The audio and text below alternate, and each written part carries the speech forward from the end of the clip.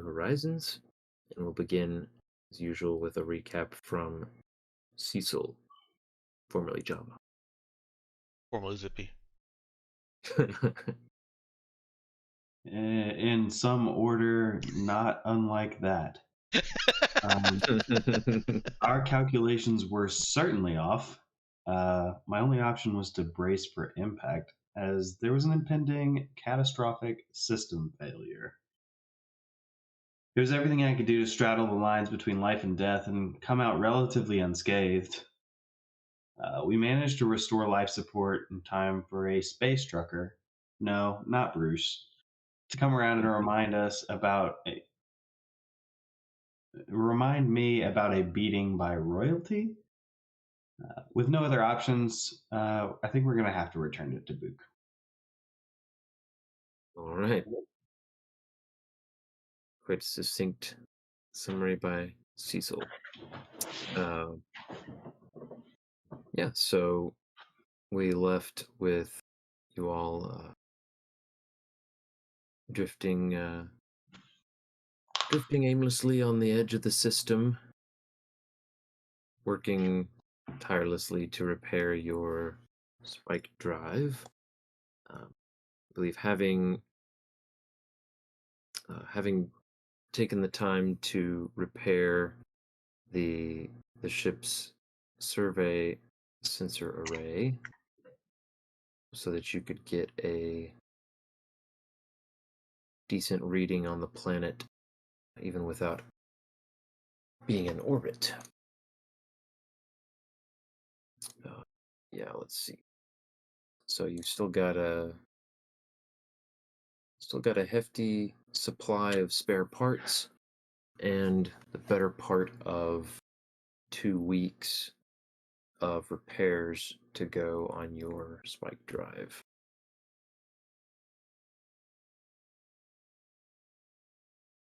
So this guy is basically saying, come to the planet, meet the queen now, and we have 2 weeks to go on our spike drive repairs?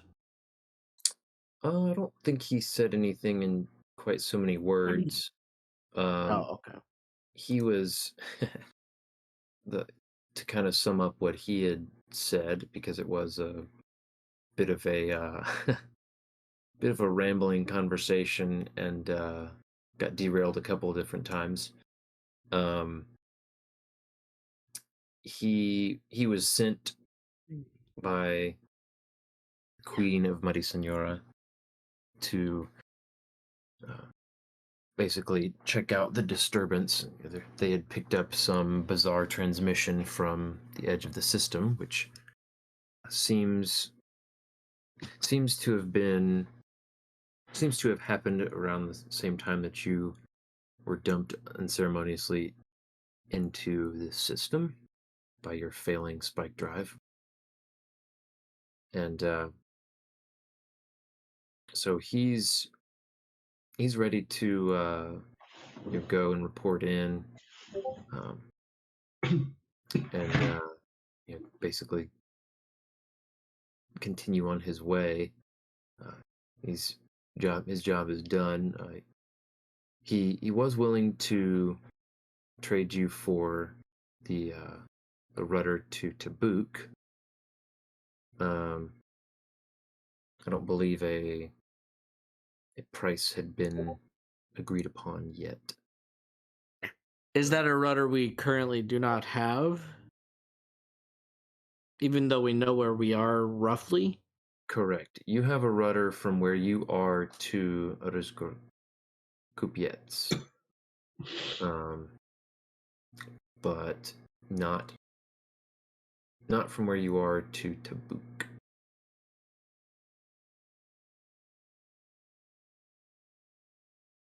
Well, I guess we would haggle on it, pretend like we're not sure we really wanted to go straight to Tabuk, but, I guess if that's the only place we can actually get repairs right now, then.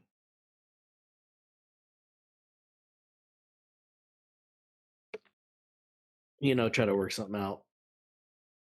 Okay. What do the rest of you think about that? Sounds You fine. guys care too much about haggling over the price? he's not it's not going to put any sort of major major dent in your wallet. Yeah. I mean, we would prefer to pay credits than something else, but you know. Yeah. Seems like the type who'd be pretty happy to take credits. Um, let me see here. Mm, yeah, I don't remember if I said a number in his voice last time. I don't remember, and I'm not going to take the time to look it up. I don't think you did. So I'm going to say that he he asks 10,000 for the rudder, which you would know is a pretty exorbitant price, especially for one that is not like a top secret um, rudder across the galaxy or anything. Um, but he's picking up a little bit of the desperate situation you're in, and not above making a bit of extra profit on that. Just tell him we don't have it.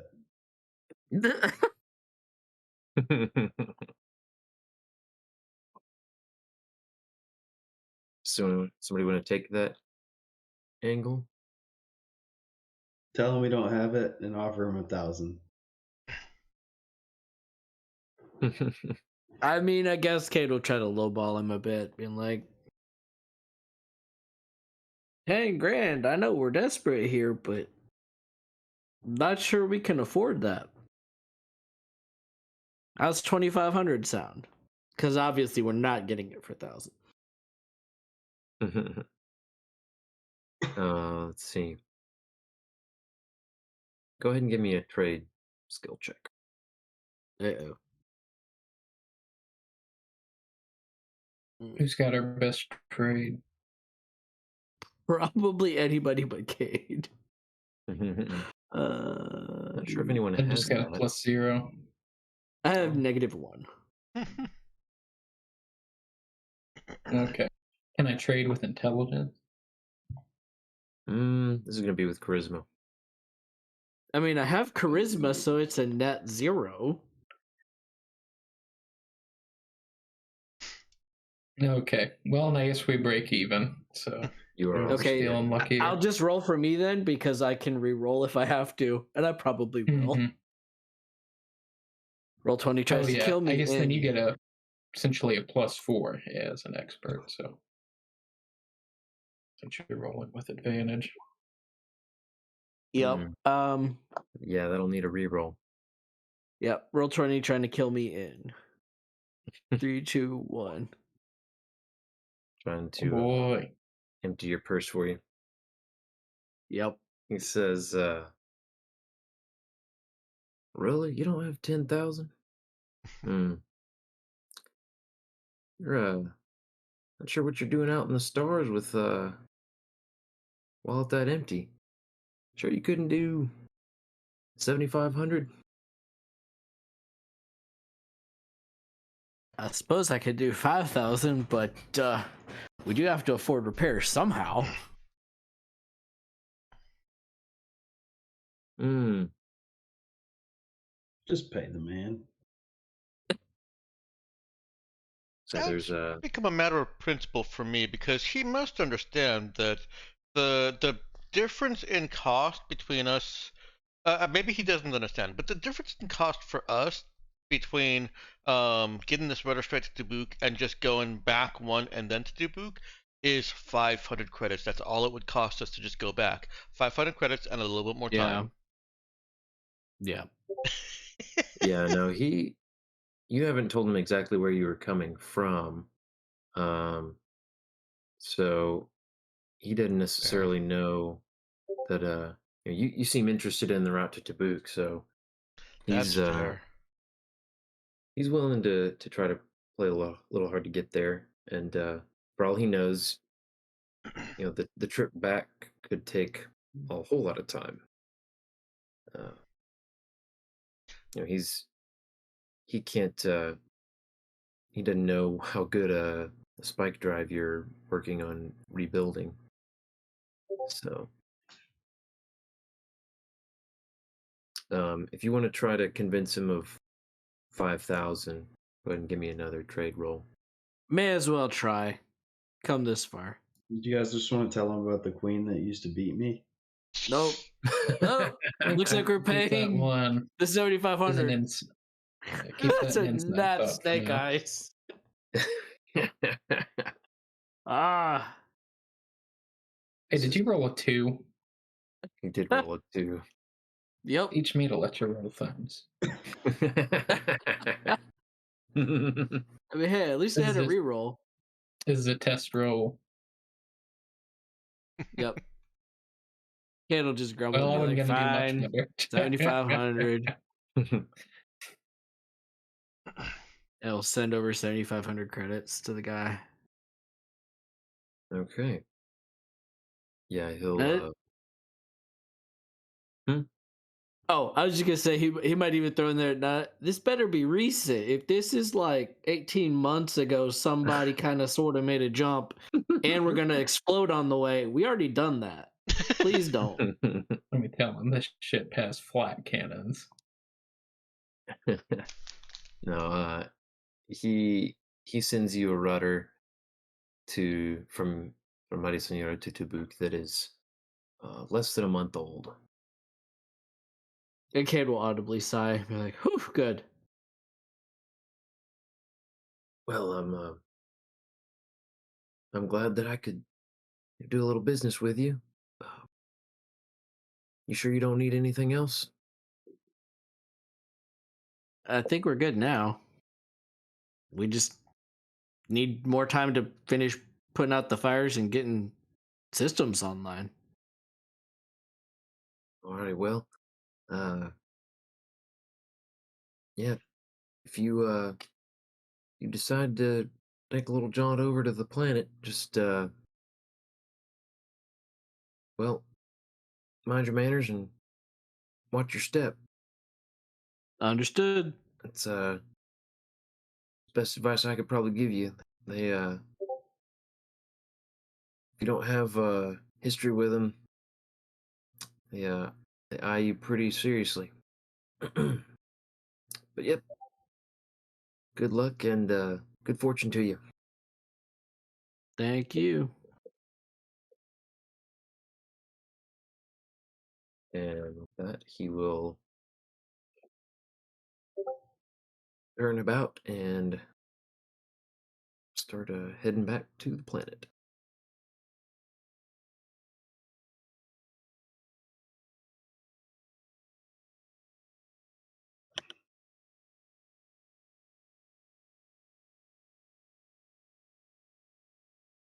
And we won't. We'll hang out, maybe limp a little further away while we finish repairs. All right. So you guys want to pass the next couple of weeks or so out here on the edge of the system? Is that Yeah, pretty the much. consistency I'm getting? Got a yes from Robert. You can hand wave. I don't think Yeah. anybody wants to. Oh, we don't have a Well, choice. Handwave is great. well, I'm saying as opposed to No, going somewhere else. I'm just sorry. That was Trying to give me a hard shorthand time. for. I don't think anybody wants to be trapped in a ship with Nero for 2 weeks. Let's roll all of the dice for the whole session. All right, let me see here. Oh, why don't I have that open anymore? Hold on a second. Yeah, okay, so yeah, time passes, quite a bit of it. And as Avery said, we can handway. We're not going to role play through all of that time with our um,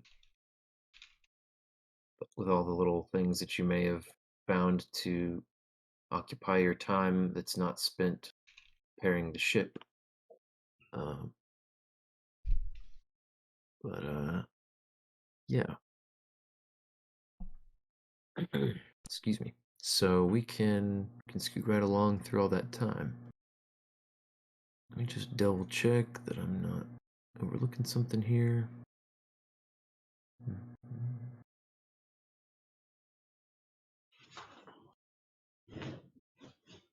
Okay, yeah, it's another 2 weeks.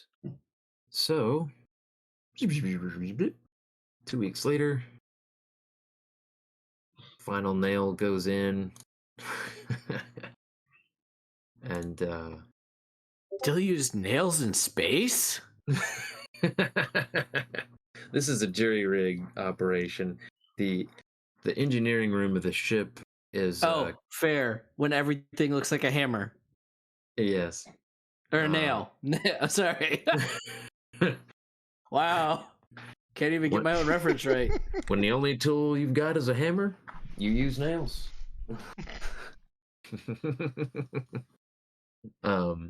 Yeah, the engineering room of the ship is considerably more crowded in the walkways. There are relatively bulky bits of machinery and cooling systems and sorts of stuff. Extra hoses and wires running to and fro as Brother Nick and Java primarily have been tasked with jerry rigging the spike drive back into operational status without having access to pre-tech parts. But yeah, you're with the signal to Java up in the cockpit.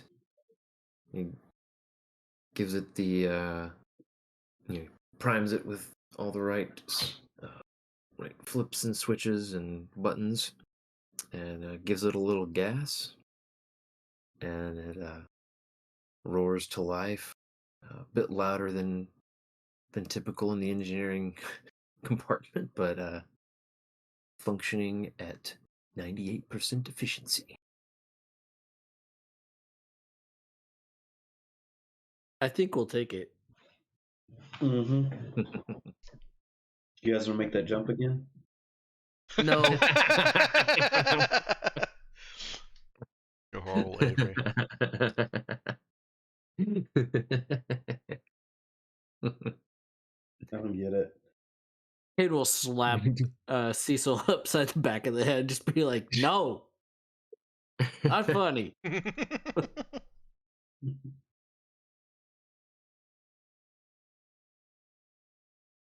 Avery, what'd you say? Oh, nothing. Nothing. Oh, okay. So yeah, you guys wanting to go ahead and fire up the drive to Tabuk? Yep. Yeah, I'm hearing 2 yeses. Yeah, do it. We'll buy a rudder and do it the right way. Danielle, Ethan. Yeah, we're doing this the safest way we can. All right. I heard some sort of loud noise from Danielle's mic that I'll take as a yes. Wow. Yes, sure. Loud means yes. My only thing is, can I ask before we jump into a new system, Ben, for a little 5-minute break, real quick? Yeah, that's fine. Okay. Give you guys a minute to mentally prepare for entering Tabukan space once more. And but yes, I will. Can go ahead and say that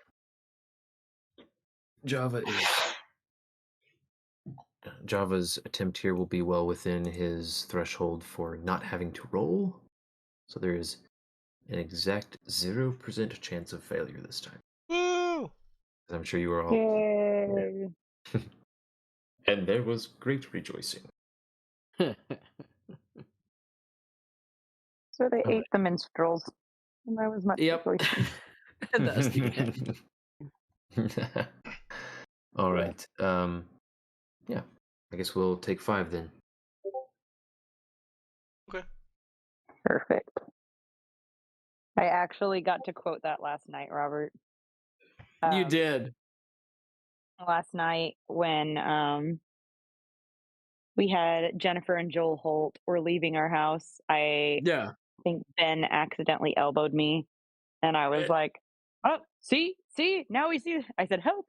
I'm being repressed. Now we see the violence inherent in the system." That's great. What's great is normally I'm Yeah. just saying that for myself and for Ben, but Joel Holt got the reference, so that made me really happy. Yeah. Yeah, that's funny. No, Noah. I asked for a 5-minute break because he was passed out on my lap. And I No. was like, maybe I can transfer him to his bassinet. But he started rustling, and then Ben just started scooping ice very noisily out of the freezer, and now he is awake. Okay. I'll be back. Yeah. And my daughter has been doing so many different little cat naps. Try to get her to go to sleep, and you're like, finally, she's gonna be asleep now. Maybe she'll actually take a nap. Nope. Like 15 minutes later, 30 minutes later, just eyes open, awake and perky and happy. I'm like, if I could fall asleep that fast and catnap for 30 minutes and just have a 30-minute siesta in a day, it would be great. But I just do not have that skill. And she's perfected it. I could give you some Uh, insight on how you can gain that skill, because that is something that I do. Get access uh, to third level spells.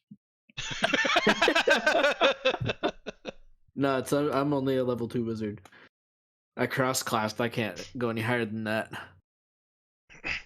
Well, if you can't access third level spells, then the trick is to close your eyes, fall asleep, and then wake up. Thanks, Dex. That's exactly go. what I have trouble with. Uh, I should have known. You should have. Yeah, I really should have. I figured it was something goofy, but I do recommend the micro naps. I've come to absolutely love them. I at least feel better if I lay down and just take the quiet time I find. Sometimes work is just there's so much going on that just the 15, 30-minute break that I can get Hmm. and just be quiet and not have craziness going on, it helps. Well, to give you an actual serious thought, I sometimes find that basically what you just said, that just laying back, even if I don't fall asleep, is relaxing. Yeah. And I think what I've come to realize is, wow, I'm basically just meditating. And Yeah. and that's Yeah. the real restorative benefit there, is just not doing for a little while. Yes. Very true.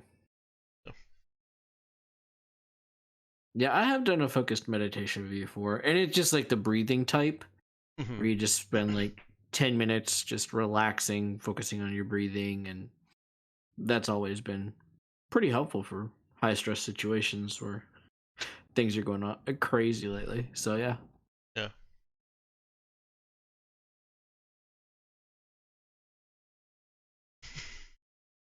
I actually, thinking of that, have you heard of quietkit.org? I think it is. Yeah. That's the Quiet, one I actually found it on. quiet kit. Yeah, it's actually .com. Yeah, that's what I was talking Oh. about. Quick, simple. Just turn on a track for however many minutes you got, and No, see, I have tried meditation in the past, and that's why realizing that just laying back and closing my eyes is meditation was It actually was Yeah. a eureka moment for me because I'm like, Yeah. okay, I've tried meditation and it doesn't work, but in my Right. own way, I found meditation. Yeah. And I have found this one to be more effective than other forms of meditation that I've tried because Nice. it's not so much what I would call classical meditation. It's really just following your breath. That's Right. all. For a specific amount of time and focusing on the breath. And Hmm. it was pretty easy.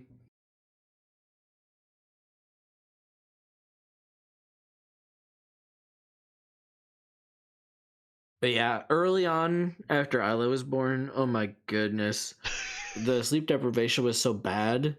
I struggle to nap as an adult unless I'm sick, but I was able to take a nap after my daughter was born. I would just lay down in bed and just be out in like 5 minutes and sleep for an hour. Nice. Yeah. And then go to sleep normally at night, completely undisturbed. Where if I sleep Hmm. too much in a day, that'll just wreck me. I couldn't oversleep at that point. It was crazy.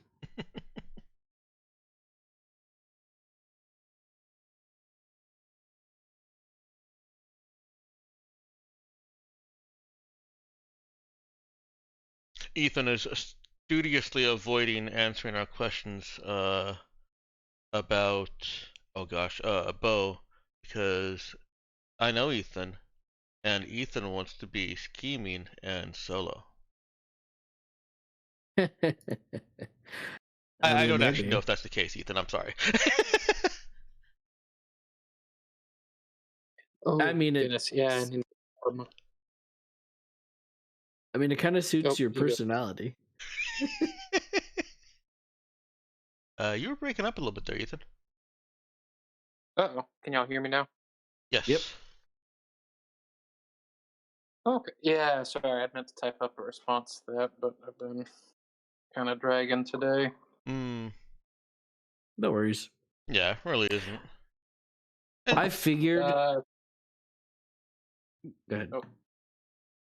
oh, well, I was gonna say we don't. yeah, I guess. Go ahead, Ethan.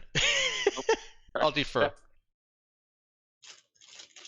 Yeah, I guess I was torn. I was thinking it kind of did fit. Yeah, I think it would fit him as a character to come in, maybe not knowing anybody, but I think it could work also uh,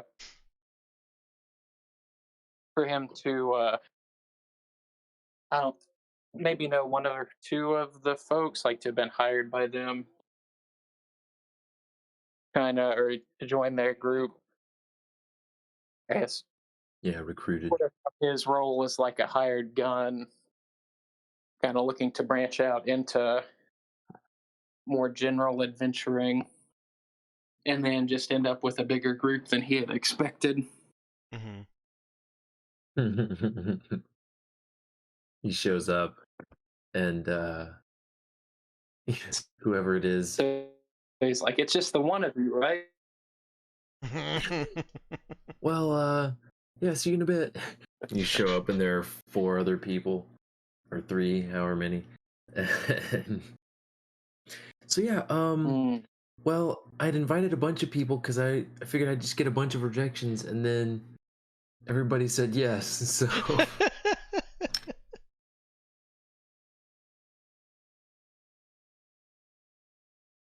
totally see that. Um,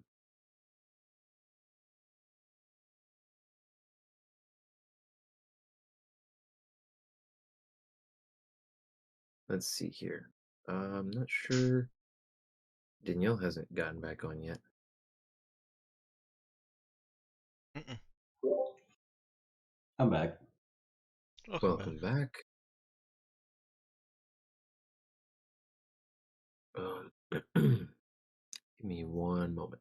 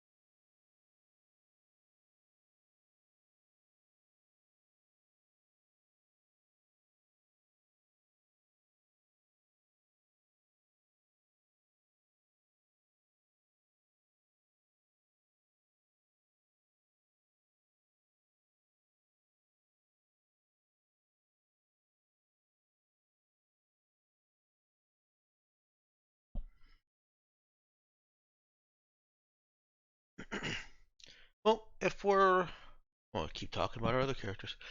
If we're not looking to start with all of us kind of joining up in a joint venture, and it sounds like people want to come from different directions than that, anyways.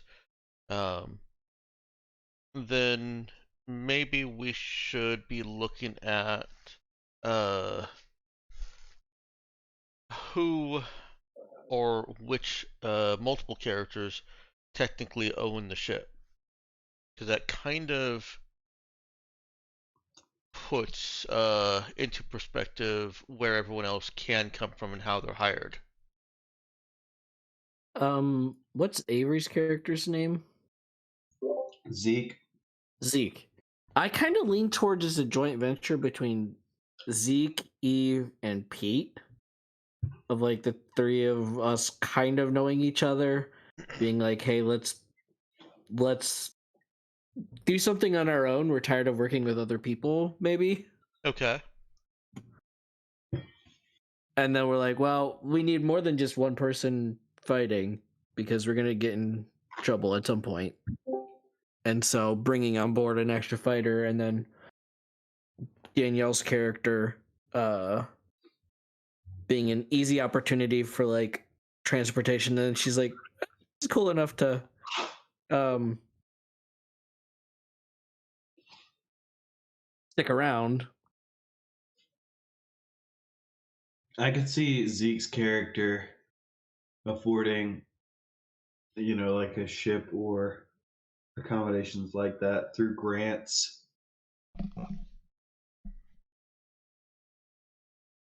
But do you want to be do you want Zeke to be the one that actually like uh owns the ship? Is that what you're saying? I'm just saying, I could see it being a reasonable possibility. Okay. If it narratively doesn't make sense for anyone else, I could definitely see how Zeke would have scrounged together the funds to do it Mm-hmm. under the guise of like having more knowledge uh, to bring back to his home planet. Hmm. I could see Pete contributing, but his legal status interfering and preventing him from actually owning a starship in actuality.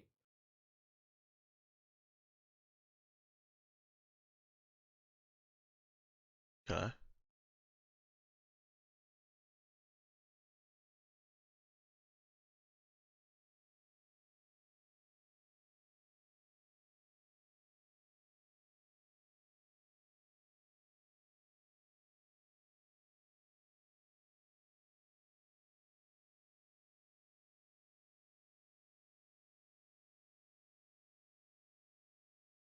Yeah, Zeke comes from a background where his parents were like leaders in fields of psychic research.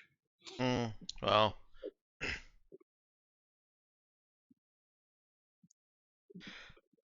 I could definitely see like a grant like system affording him the opportunity to take this type of journey.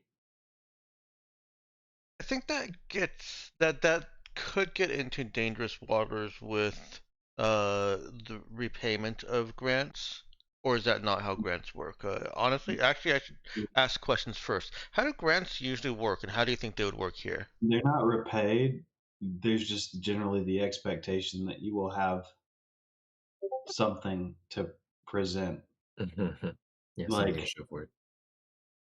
Are we saying he was in good standing or he's in good standing with people willing to pay grant money for these sorts of I things? would think so.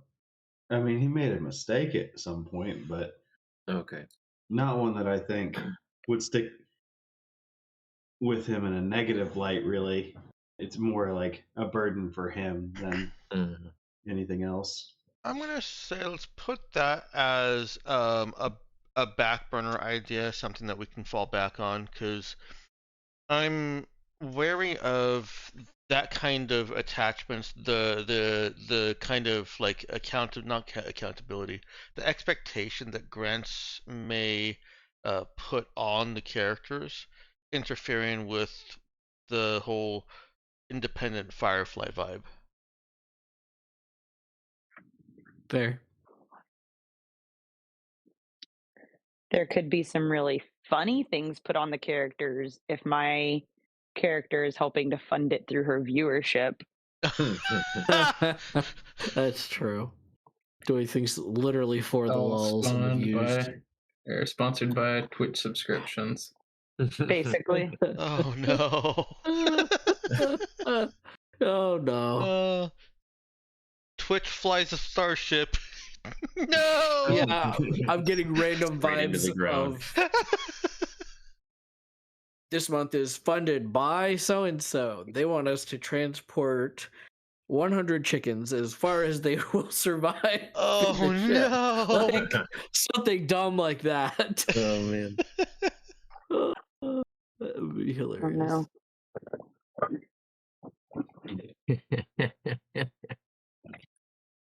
Oh man. We give 10 primitive worlders 1,000 credits each to spend at Space Mart in 30 minutes. Mhm. Yep. All right. Well, I think we're all back now. Go ahead and pick back up. Indeed.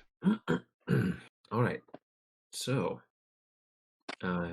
you return to real space in Tabuk, and can continue on your merry way. What is the plan in Tabuk?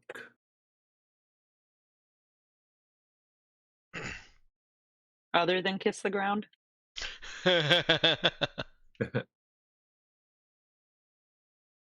Other than that, yes. So is the ship fully back to normal, or did we just repair it in space long enough to get it to limp back to Tabuk? So you have a jury-rigged spike drive 5 and a jury-rigged survey sensor array. Everything else is damaged, disabled, or whatever. Yeah, I think that's probably a top concern, getting everything back to working order. Okay. What avenue do you guys want to take to get that done? What do you mean? Are you guys gonna do it yourselves, or are you No, Daddy going to the local? Breckenridge. You have to I was ask. going to say King Daddy Breckenridge for sure. Oh yeah, I mean, you act like that was a silly question. I mean, Yeah, I guess we had enough money to do it ourselves, but we also just spent a lot of time and blood and resources to get those fancy Friends at Tabuk medals. yeah. So time to All right. maybe Well, cash in on our Hero to the People coupons. all right. So, We did get this ship as it was originally Tabukan.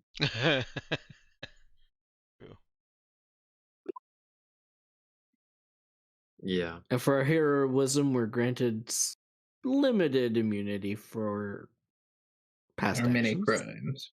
Yeah. All right. So, yeah, I was gonna say the immunity part of that was certainly implied. So what angle do you guys want to take? Do we want to kind of hand wave this and let me come up with fill in the gaps here, or do you guys have a particular tack you want to take? Oh, I mean, Eileen, go ahead. I was going to say, I think we're all for just letting Cade try and ask King Daddy Breckenridge for a favor since he wrecked the car. Oh, It would be boy. more of like, can you help us get this into the shipyard? We had a drill accident. The ship needs an overhaul because of it. We can pay. It's just we need like some sort of priority on it. Well, now that sounds different from what somebody else was saying. It sounded like I guess it was I mean, Ethan do we who had really want to? Uh, Yeah, I maintained guess that. if it do we gets its really want to Are own you priorities, like you monarchy? concerned? Are you said, concerned for the coffers of Tabuk? No, but do we really want to owe the monarchy a debt as our characters are retiring? I think we were all thinking they owe us a debt, but maybe we're wrong. Yeah. We're just asking Dad for a favor, dude. Hey, don't forget, we all got those shiny medals. a small loan, $1 million. You did all get the shiny medals.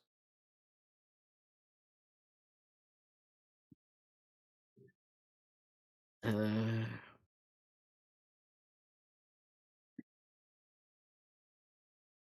I guess.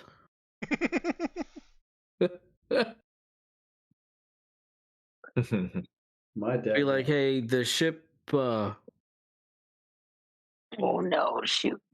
We had a drill space incident. Don't freak out. We're all fine. Yeah. However, We're all in one piece, but the ship needs an overhaul due to a drill space accident. Think you could help us overhaul it?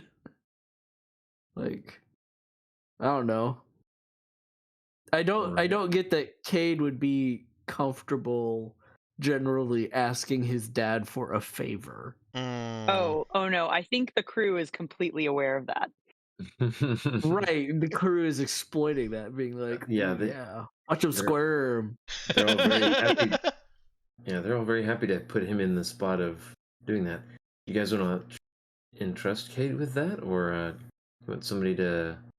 I mean, step up Saoirse and could offer to go ask King Daddy Breckenridge for a favor, but really rub that badge in his face and tell him what's what.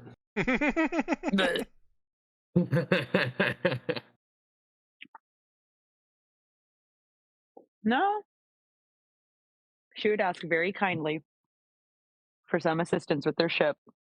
I don't know. I kind of get the gist from how he's in been payment for acting. babysitting Cade. Oh. Just kidding. Sorry, go ahead. Yeah, I get. I mean, I don't know. Maybe you do that and let Ben just have the king be like, "That's fine for a future daughter-in-law" or something like that, because he just keeps Oh, dropping no. those hints. Hey, LOL. don't steal my thunder.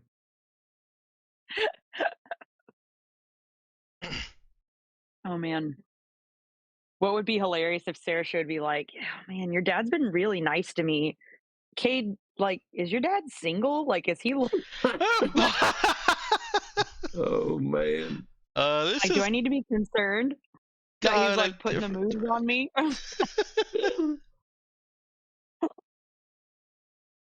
And curtains. Next campaign. Here we go. Yeah. The joke. Oh my word. Yep. Curtains boy. while Cade dies of embarrassment there. He'd just be like, absolutely not. My dad is not looking for any. Anyway, Moving right along. yeah, I guess Cade would just be like, so he had a drill space accident, I guess. Everybody's survived and is fine, but the ship is not in great state. You think you could help us get it back working? I wouldn't trust it on another jump. Okay. So yeah, his initial response would be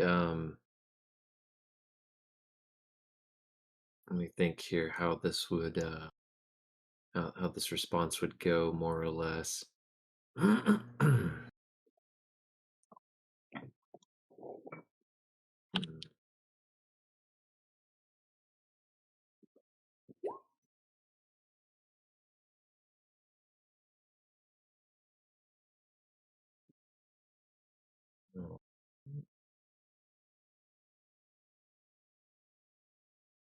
Hmm.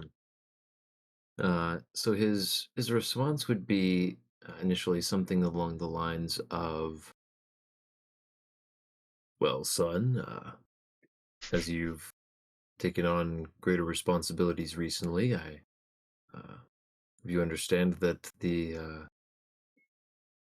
state coffers can't exactly be emptied to fund your, well, reckless adventures across the stars, but it doesn't mean that something couldn't be done.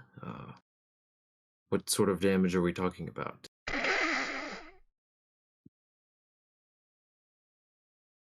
Um,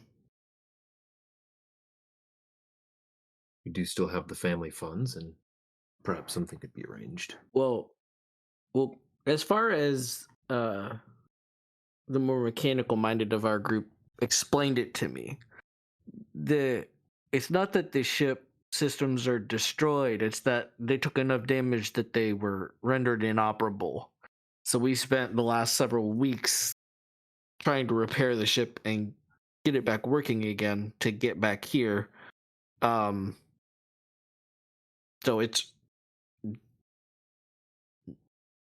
not like a full refit. That's about all I know. An engineer could answer the question better. Well, that certainly sounds severe. I'll tell you this much. You of course, but also your captain, given your acts of service for the Tabukan government, have earned yourselves certain privileges that I believe you'll find quite helpful in this regard. The shipyard is open to you if you have need of its services, which it sounds like you certainly do. As far as the funding, I could believe I could withdraw some funds to help out with the repairs. Get an estimate from your engineer, and let's see what we can do. I can't promise a uh, full funding of it, but yeah, I'm sure I could do something. Where were you Okay. going anyway? Um, Thought you had I a think pretty skilled pilot on the crew. So did the so rest of did us. I. So did we. Um, there Including the was pilot. an issue. We were jumping in the direction of Demnoff, looking into a lead, and everything went wrong. That is quite unusual. You should have a rudder there, but well, I don't mean to prior to insult your pilot. We'll get this sorted out. Insulted. Well, he's also right. We do have a rudder there. Oh no. Wait, if we had a rudder, then we should have made it. It's a rudder from a different place than we jumped from. Yeah. It was the long route. Mistakes were made. um, so, I can supply for you guys the repair estimate, just by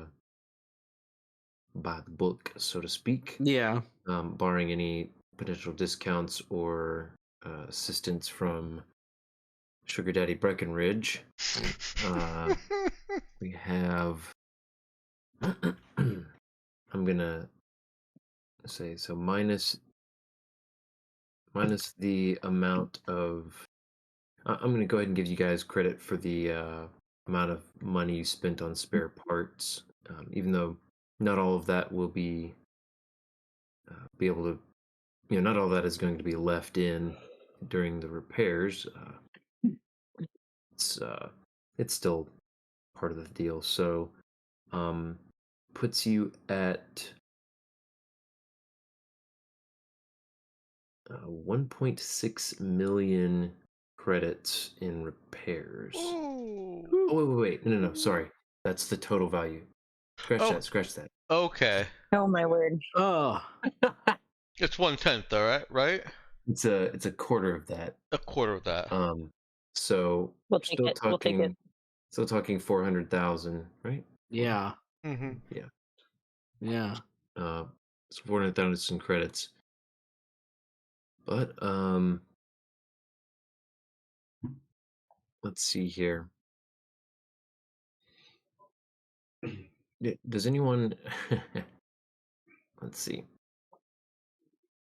All right, that's okay.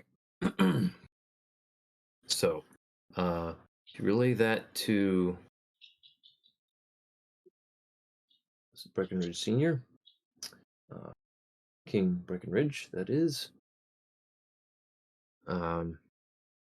He will. His initial response would be shock that the ship you're flying was worth that much. He wasn't particularly in the loop about all of the fittings it has. Oh, yeah.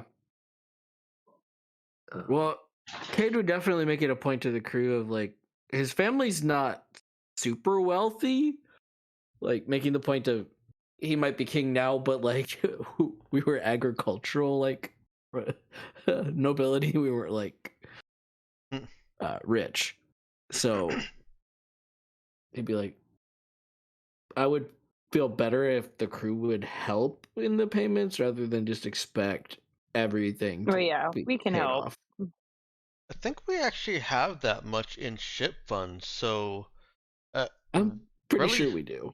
I think the biggest thing that we need is to jump ahead in priority. That would probably be the biggest help for us. yeah. So as you when you relay that to him, of course that'll be his response, but he will say that he could probably spare a few tens of thousands to help offset the cost a bit, but also that you may find that the shipyard is able to effect those repairs at a bit better rate than what you were expecting, what you were estimating based on. Yeah. So he puts you I'm in seeing we touch. should have ship funds around 600K by my rough notes.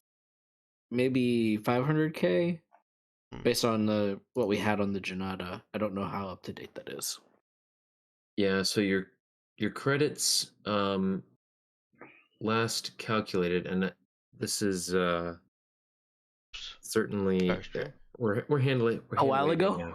Yeah. yeah, Yeah. we're hand waving. There's probably a couple thousands here and there that got overlooked, but more or less a rounding error in terms of the amount of money you guys have spent overall. You've also got a fairly hefty chunk of money stored up in trade goods, but you've got about 450,000 in cold hard cash. Okay. Um, Well, Cade would make the point that if the shipyard can give them a better rate, then maybe the crew could cover it out of ship funds. Nero was fine with that. Nero doesn't care. Just help with the shipyard and would be appreciated. Mhm. That way, he's not calling too heavy a favor on his dad.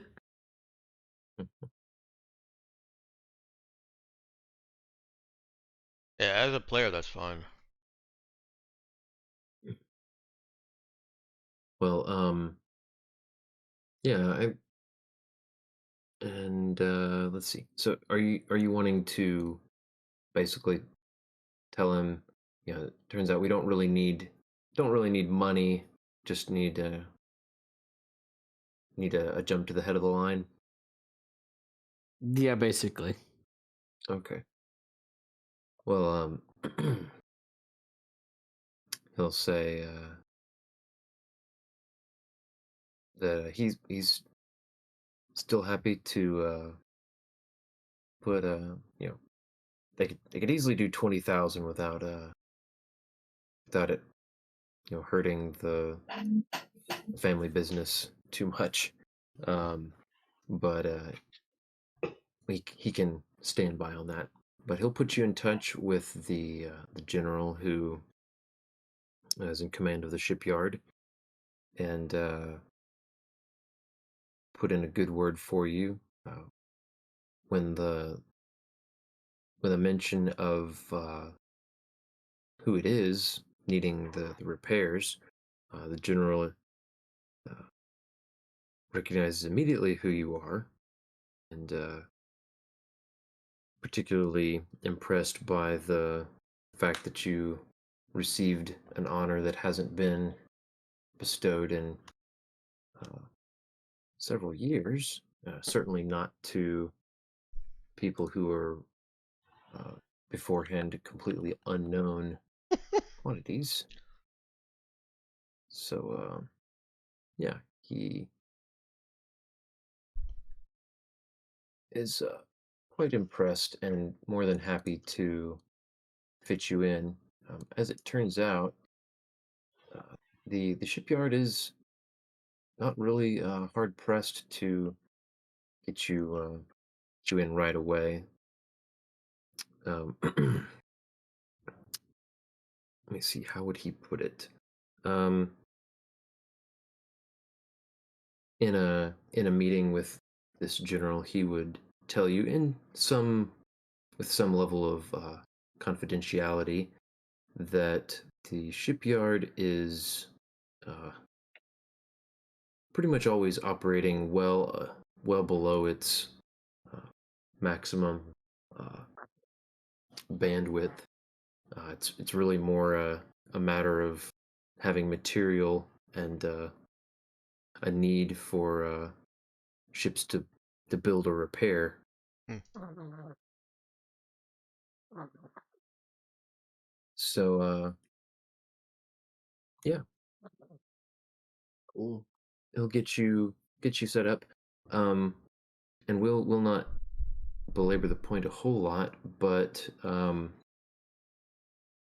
the the gist of it, mechanically speaking, is that the shipyard operates efficiently enough that it's only going to cost you half as much in repairs as you would have expected, Woo! as it would typically cost to get it done at a standard TL4 shipyard. Um, Oh.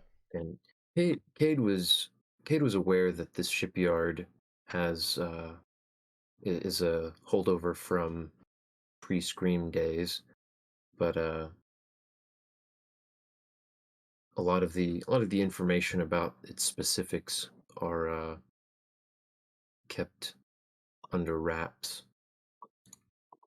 Part of But me wants to pursue that just because of the whole Praetorian style robots that they found, but we'll leave that as a story for another day. Mm. Yeah, I mean, everybody knows that it operates, faster and better than any other shipyard, but all the ins and outs of how and why and all that.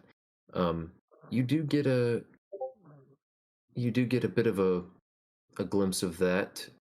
You're not given a tour exactly, but you take the Prudence in.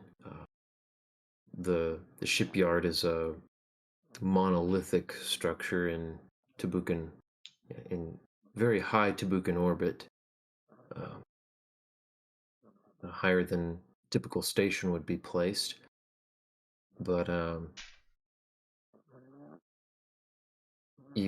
as you dock in one of its many bays and see the vast majority of it completely empty, and as you're being basically lifeboated away from ship, you get to watch as it shrinks in the distance behind you, a swarm of drones of some kind pouring out of the shipyard structure that's extending out towards the Prudence and latching onto it, and they pretty much engulf the ship, and you can even see them pouring into the interior of the ship. And yeah, they inform you that it won't take the standard amount of time either. It'll be quicker than typical. Fantastic. Getting some background Is that noise. Noah I hear snoring? No, that's probably Isla who's in my arms snoring. Oh, That's Okay. cute. I was I did not doing realize something. that was picked up. I was about to check. I was like, "Is everybody awake, or did somebody fall asleep?" Because I just started hearing this rhythmic noise that sounded suspiciously like snoring. Wake that child up. She needs to be paying attention. How about no? uh, you missed that part of the conversation, Ben. The answer is no. oh, fair. All right. So,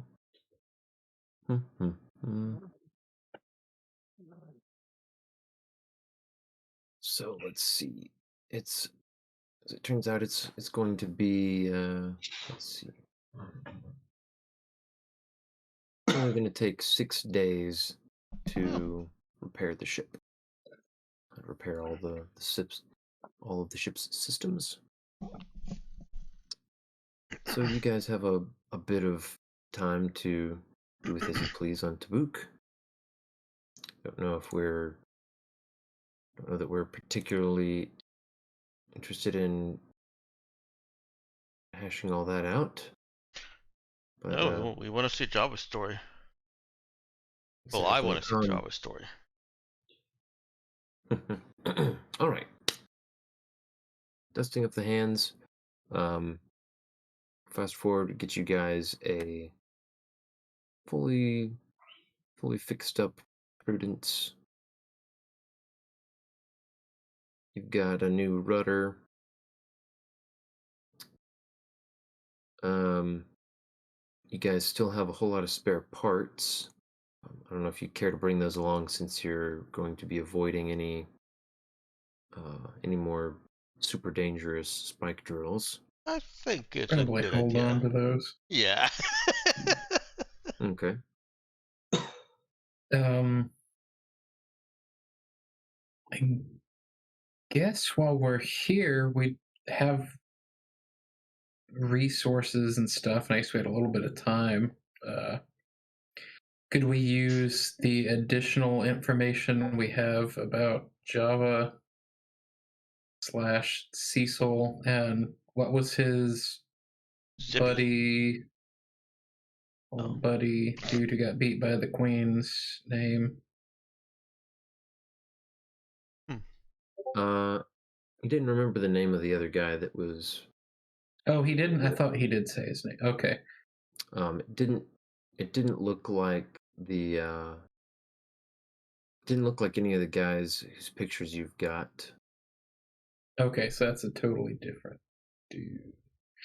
Well, I guess we still at least have the Cecil name, which is new. Mm-hmm. Could we see if running that? Were we on Tabuk when we tried? No, we You got were on those. Urala. Yeah, those pictures on Urala. So run the additional info of the dude's pictures and that Java's name used to be Cecil or is Cecil Mm-hmm. Cecil or loved that Zippy. report, I think. Yeah. Oh, yeah. We could run that angle if you want. Let's see here.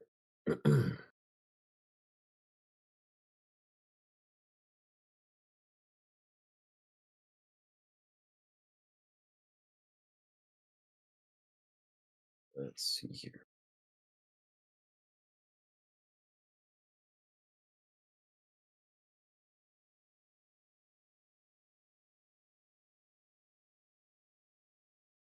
Okay.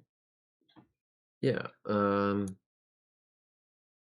Using your connections, and you've got the time now that you can get that done. On Tabuk, you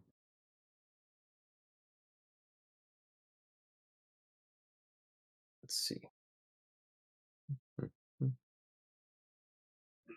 Okay.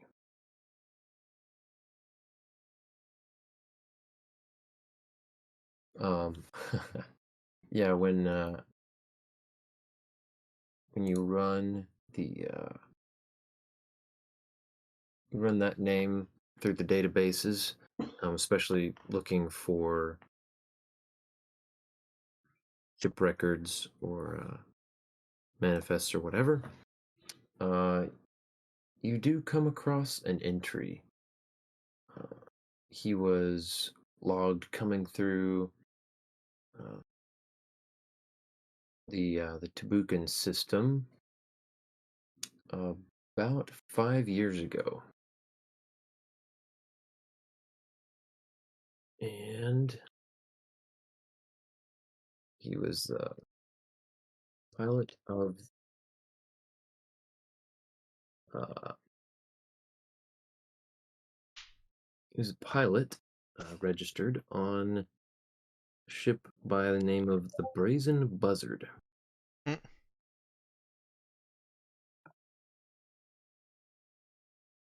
It was, let's see,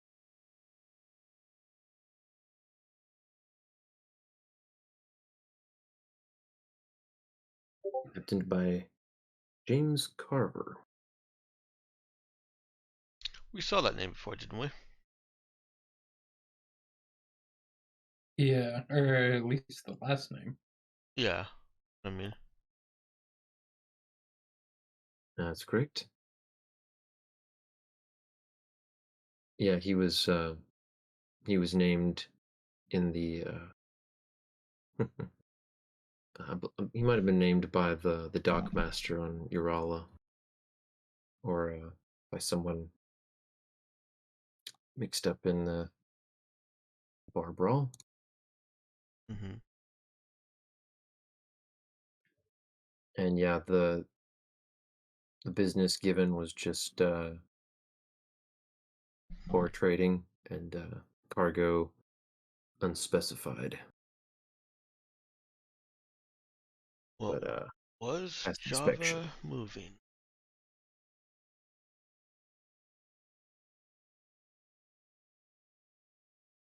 Yeah, it looks like it's an old enough record they didn't care to keep it, but it does have the record that it was inspected and it passed.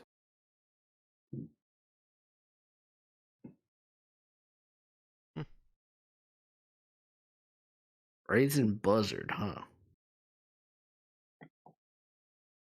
Does it have what planet that ship was registered on? It does in fact.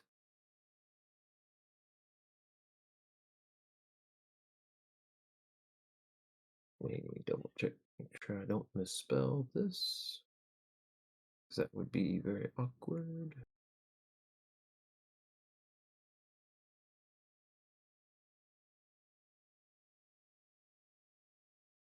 Okay, there we go. Yeah.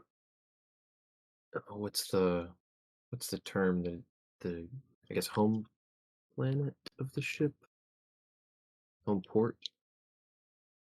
Yeah.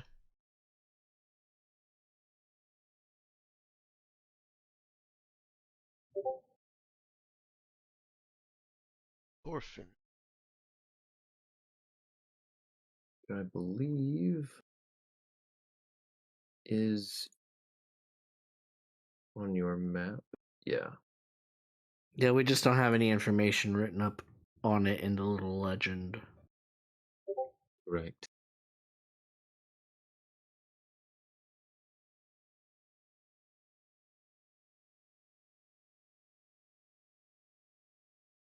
All right. So, I feel like I'm thinking in molasses tonight.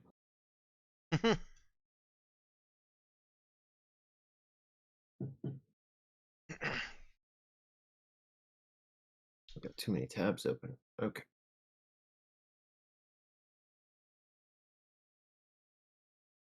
Is there any way to get a rudder to Thorfinn? You already have one on the Prudence. Oh, Oh. I should look at the map. The map Always is very visible. small, Ben. Is it very small even when you open it up? Yeah. Ah, make me click another button. Wah, wah, wah. Type I'm 1, sure that's Danielle. It is still technically small when you click it, and when you open it in browser, it gets much bigger. So in app, it's small, but if you load it in the browser, it's fine. Well, that's what I mean. Yeah, it's making me click Yeah. twice, not just once. Yep. Where Got you. is this map? There's a Discord channel under reference called Sector Info. And so far, the only stuff in there has been notes I have added. Most all of this information was found in the found in a captain's log on the Prudence when you hijacked it. Oh, Thorfinn's a long way away.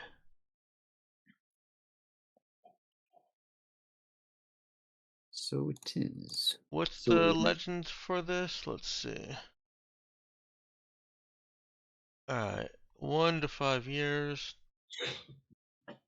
And 1 to 5 years.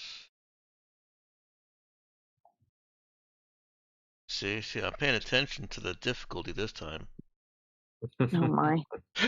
Yeah. That's wise.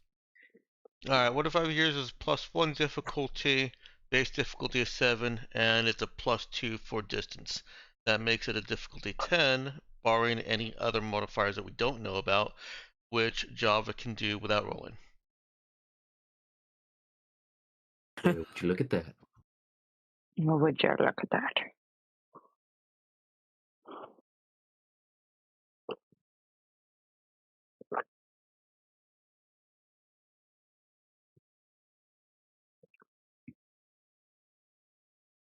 where were we coming from originally?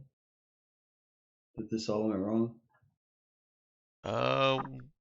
We were at Araskor Kupiet, and we were trying to jump straight to Denmoth because we'd gotten a lead on Yarala about something on Denmoth.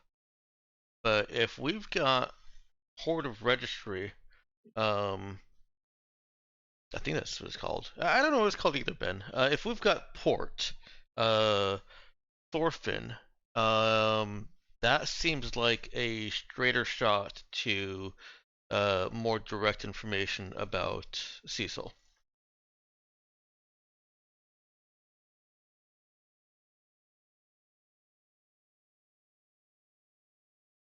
Do we want to jump on that? Yeah, I think we want to go to Thorfinn instead of Demnoth. Okay. Well, I think it depends on what Java wants to know. Does he want to know what happened to him more recently that made him, Mm, lose his memories, or is he more interested in reconnecting with his roots? that's a good I point. think he's more interested in walking it backwards. Okay, so then Demnoth is a better place to start. Yeah, I think the more recent events will Okay. ultimately lead him. I think when our characters separate, he probably will continue on to Thorfinn, maybe, and just learn more about his more distant past. I was gonna say he already knows what happened to his memories. Blunt force trauma to the head. At least that's When did we learn that? Yeah, I was going to say, when did that happen? Yeah, I don't remember us actually learning that. Me either. Roll credits. Well, I mean, obviously it's not like been scientifically or medically proven, but like he remembers waking up in a small town Oh. brawl with a head injury. I mean, and that is a Following it. gross simplification of what it actually is, at least what I know of. Yeah, let's get the complicated answer. Yeah, we don't just want Bonk Go the Weasel. You woke up as Java. Actually, so can I ask a question, Ben? I'm just going to chat you real quick. Yeah, sure, you can do that. Oh, that's the session title. Bonk goes the weasel. Yep. Yeah. Yeah, it's perfect. Do it. I'll be here all night.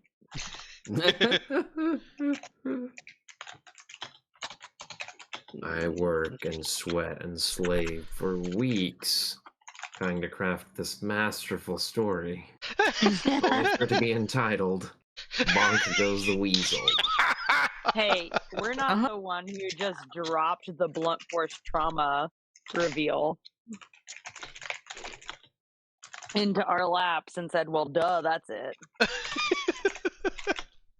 Yeah, right.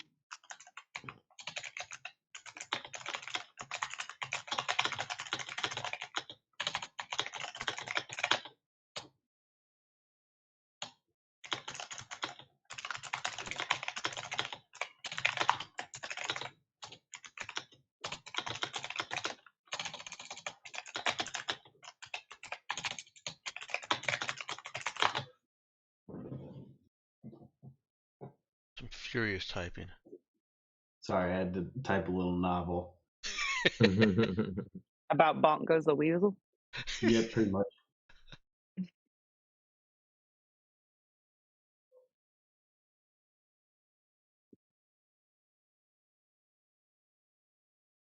And the weasel goes bonk. Robert, is that a song reference? It started as a song reference. I continued the song reference. Yes, but Bonk goes the weasel, and the weasel goes bonk. Come on now. Is that actually the original? No. Okay, because I know there's a song that references the original, and that's the part that I'm surprised you might be referencing. I will blame my father. I'll post it in chat later. He has all these kinds of random song things that he has done over the years, and all I know are these bits and pieces.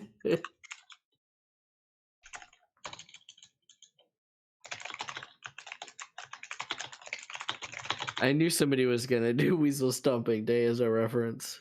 Oh, my word. Ben. What? Wasn't No, it Ben was this time? Ethan. Oh, It was Ethan. Ethan. No, Ethan. Expected so much better from you.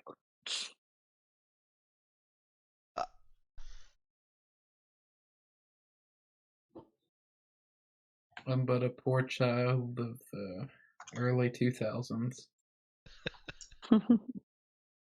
First with the knowledge of Weasel Stomping Day. Give me your poor It's- huddled masses, those traumatized by Weird Al. It's such a weird song. What are the original Pop Goes the Weasel lyrics? I don't know. Apparently, that's one of the hard things to determine. Just like London Bridge is falling down in certain older songs like that, there's like all these optional verses. Oh, I think I found that reference. It's not Bonk. It is Pop Goes the Weasel and the Weasel Goes Pop. But yeah. Okay. Yeah. So, Java does have some memories that I think also should bear weight here. And while Thorfinn does seem like a promising lead, probably very logical, Demnoff obviously, well, Oily Dare kind of might have gone cold from exploding the ship. So it's between Thorfinn and a planet I think we have not been to. Mm-hmm. Maybe we I have. haven't been to either of them. Um, so it's the Madi Senura. I'm not sure how to say it. This one on the map to the right of Tabuk. Mati Sanura, There we go. the one where you got your butt whooped. The one where we didn't actually go to the planet where he got his butt whooped, yes. Okay. Yeah. Maybe he wants to know why he was getting his butt whooped. Okay, so now that our ship is repaired and we have a rudder straight between Tabuk and Mighty Sanura, we want to go back there. Yeah. That or Thorfinn. But with his freshest memory being there, he's kind of drawn to that for some reason. Okay. Thorfinn didn't really spark anything the same way. I'll put it like that. Okay. That's sensible.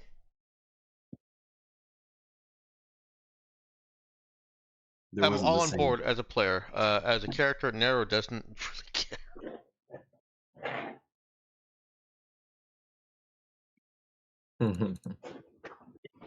Sorry, I spoke over you, Avery.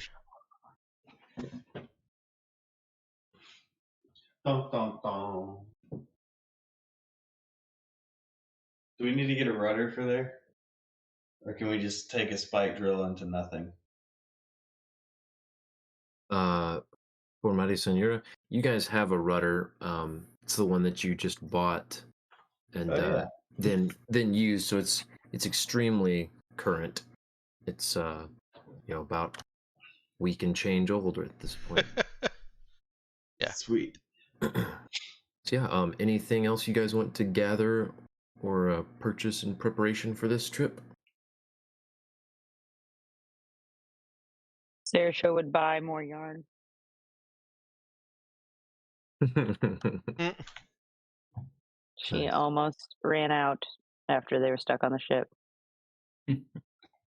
Is she trying to crochet a thicker sheath or thicker jacket for Nero's tennis ball? Because I don't know if you saw in Roll20, but Nero was making a game of it for herself to see how loud she could actually make that bounce. Oh yes, I saw. Okay.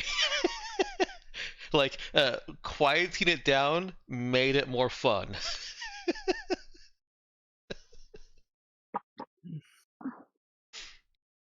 Saoirse might start looking into wall hangings at this point.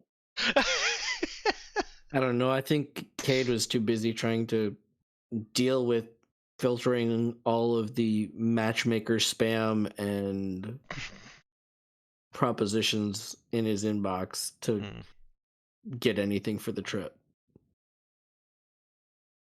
Oh man, yeah. Just the bah humbug, leave me alone. Nero I stocks feel like you up. should have.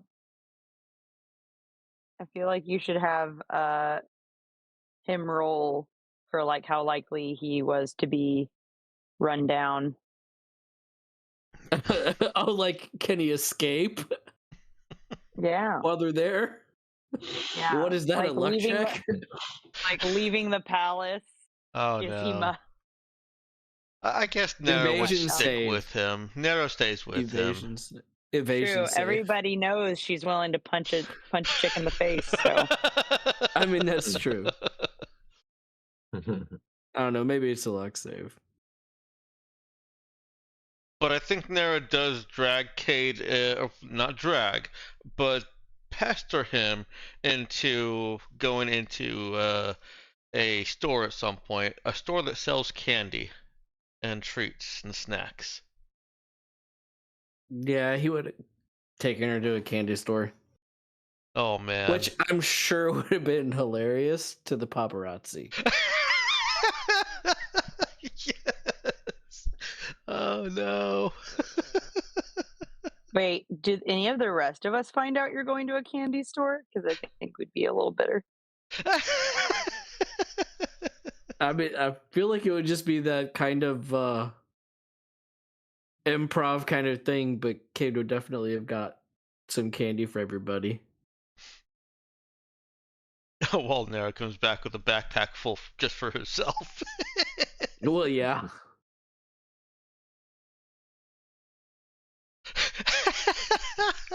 That's Remember the amazing. important things. Yeah, the important things. Nero and Java or Cecil are just gonna make a game of trying to bounce on the few parts of the wall that still have bounceability.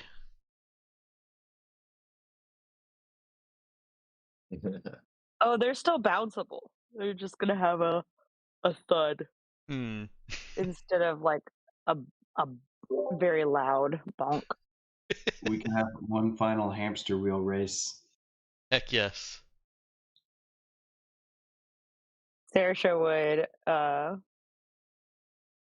definitely try to make it in some way to where Java wouldn't fall off right away. Java's been training for this. There are points that most certainly should have gone to pilot that went to this. Oh no! All along, it was Nero's fault. uh, this is great. Yeah, let's fire up the spike drive and get on out to Mari Sanura while Cade scrolls through all of the new gossip about having a sweet tooth for a sweet fist. Yeah, basically.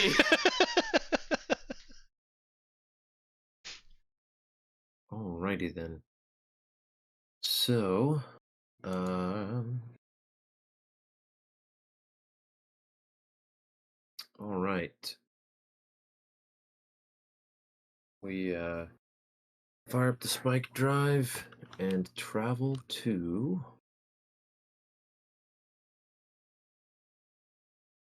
Mati Sanjura once more.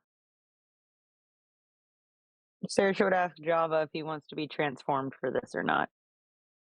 If he wants to be Java or Hammer.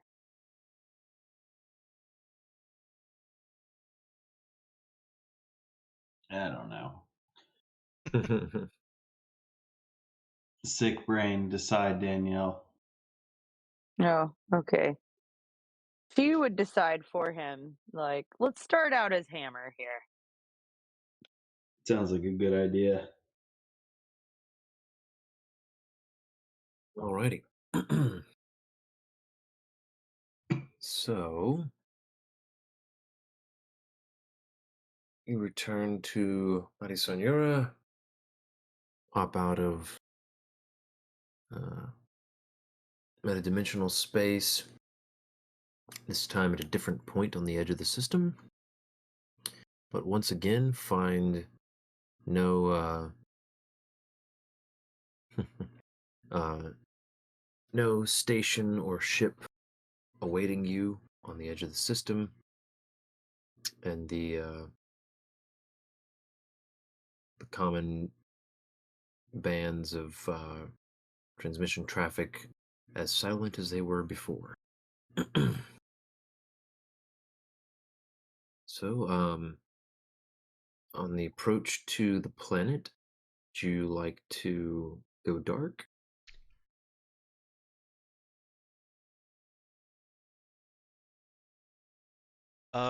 Do we want to go dark?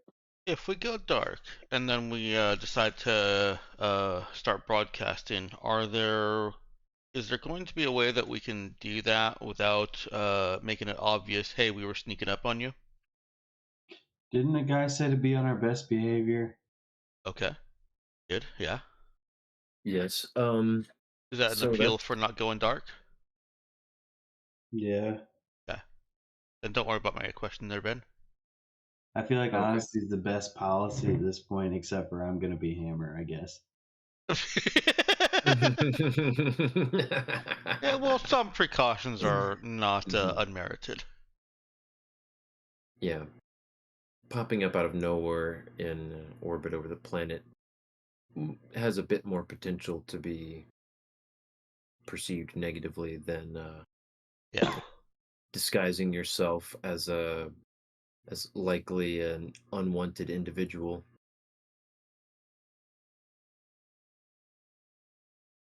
So yeah.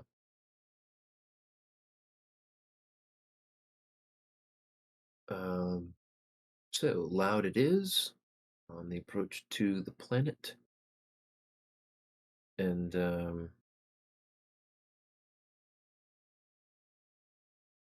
you can we'll bring you right into orbit here. You don't encounter any other ships, and the the planet as you approach is still quiet on all the TL4 bands. What's your first move here? Upon approaching planetary orbit, you've done a survey of the planet from afar, but you've not done the survey from orbit, and you've not attempted to contact anyone on the planet's surface.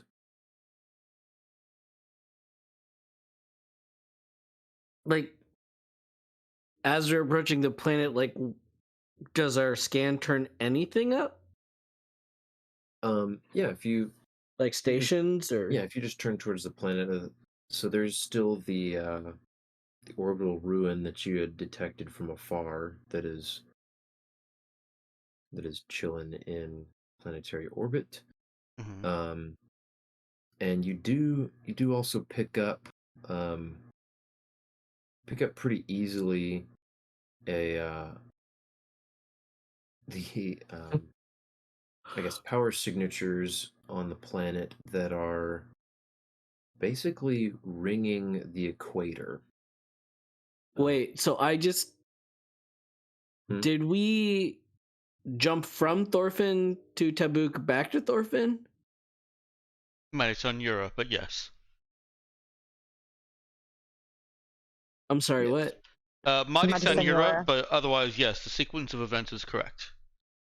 So Yeah. Mighty Senora to Tabuk to Thorfinn? No, Mighty Senora to No. Tabuk to Mighty Senora. Wait, why'd we go back to Mighty Senora? I thought we were going to Thorfinn. Because Because Java's more interested in finding out his recent events and not reconnecting with Roots. Oh, Yeah. okay. Sorry, I missed that part. I was probably distracted by holding my daughter or a something. likely excuse. I we bet you don't talked even have about a baby. Thorfinn, but Thorfinn didn't like excite any memories in Java Yeah. the same way Medicine. Yeah, okay. Okay, now I'm caught up. Even though those memories weren't great, they were Yeah. more memorable apparently. I suppose More we need personal. to scan the planet too. It's not a Yeah, bad idea. so Is that going to alert anybody, Ben? so if anyone is paying attention to things entering or exiting orbit, you're already on their radar. True. And doing a survey is not generally going to be detectable by your average sensors, Yeah. any more so than doing a standard scan.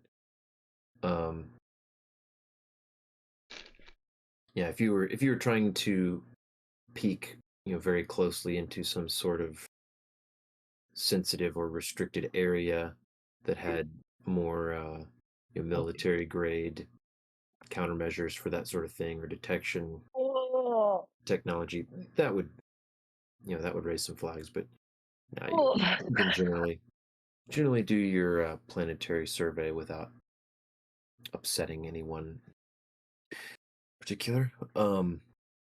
So what I was saying, what you turn up pretty quickly is power signatures that ring the planet's equator, Yeah. which so happens to be where you had gotten the vague scan of there being jungle around the equator. Not much water across the planet. It's most of the rest of the planet is fairly barren, and the temperature scale tends towards the hotter side, and especially as you the but I will say, strangely enough, the equator is a far more temperate climate than the rest of the planet, in defiance of typical planetary climates.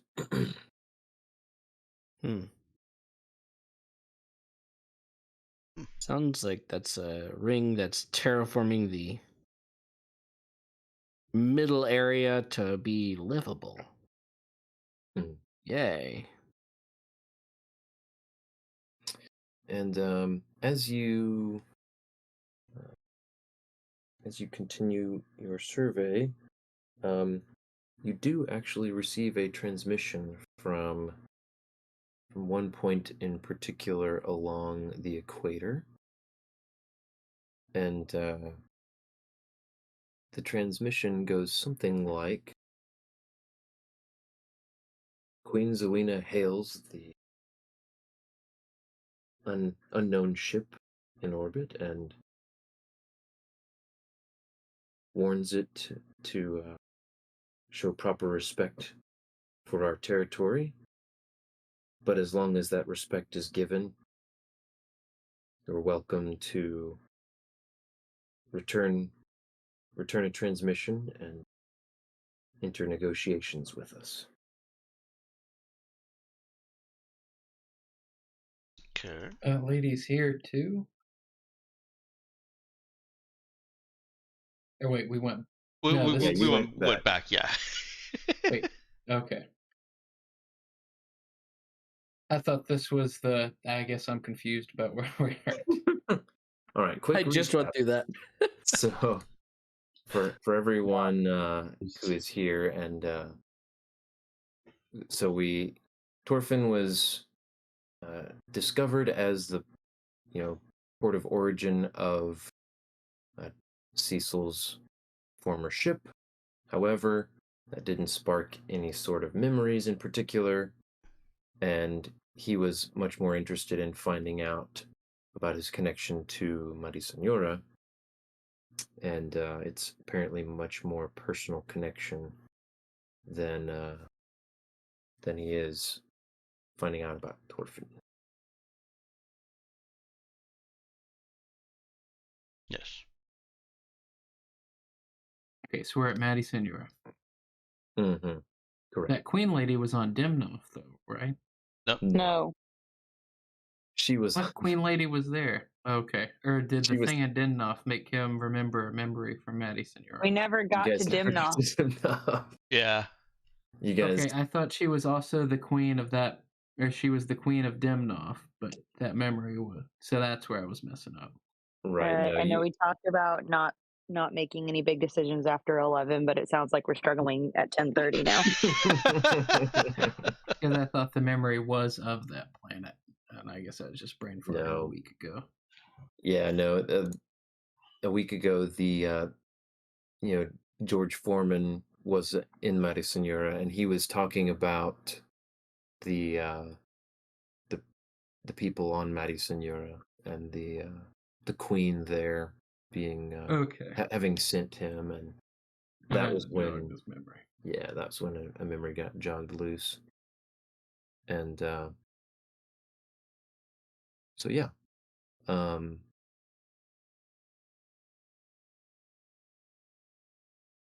that being cleared up, that's the transmission you get. Finishing your survey though doesn't take a whole lot of time, so I'll give you the rest of that real quickly. You do find a population center, fairly small one, but a center at the source of the transmission, which is in the equator. You find no others anywhere on the equator, but what you find are relatively fairly scattered out groups of varying sizes, covering quite a lot of the planet, and some traces of, I guess, what would be energy signatures of TL3 power generation technology. And in terms of animal and plant life, pretty much all of it is in the equator. And there is quite a bit of both. And without getting into far greater detail, that's the gist of it. You could get more detail with that if you wanted.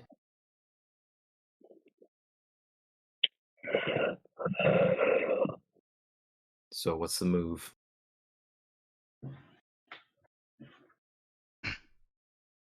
I think we have to talk to the Queen Lady, because we're not going to get answers without that, I don't think.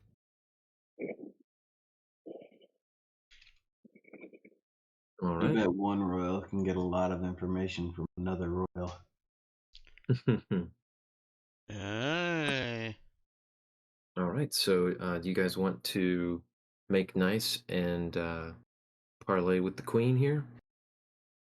If we can take Hammer with us. Yeah. Yeah. So I basically, like how we're putting so much pressure on Cade, by the way. Cade, Yeah, go ask your dad for help. Cade, go talk to this queen because you're royalty. you guys are certainly Yep. milking the his recent ascension to princedom for all it is worth and more. Oh, amen. I guess Brother Nick's willing to talk with her to butter her up. Let us check And out the planet. I will note you guys do have, besides spare parts, which are uh, of considerable value, that given how much you got most of the ship full of those. You've also got a few units of medical supplies, post-tech medical supplies from Urala. Hey there. And of course you've got credits, but yeah, you think you've probably got some things that could be of considerable interest to a planet that seems for the most part to be running on TL3 technology, though All yeah, right. pleasantries being exchanged. The ones contacting you from apparently from Queen Zoena in the equator invite you to approach and make your landing. They do issue a warning not to stray far from their position on the equator. It's generally unsafe for ships to approach other than their position, and then just a general warning about the incredibly inhumane and dangerous conditions on most of the planet, Hmm. and to watch out for radiation storms and dust storms. Okay. Interesting. Otherwise, Sounds like yeah, a wonderful place to live. for sure. Home sweet home, baby. Live, laugh, love. Oh my word. Avery would paint that in like the environment out there if he could. Or Java would. Cecil. Cecil, indeed. Him you too. gotta update your. Let's see. Do I make those or do you guys make those? I guess I can change. We've made those technically. You just right click on yourself and profile and or nickname, something like that. Yeah, I don't know if Yeah, edit server profile. If you right click on yourself. There we being go. Space Cecil Java. Master comes with certain Privileges. powers considered unnatural by some. Ultimate power. Anyway, I digress. So yeah, you are welcomed to make the descent and landing. So, you can fly on down. Avery, go ahead and give me a pilot check from Cecil/Hammer/Java. Oh gosh.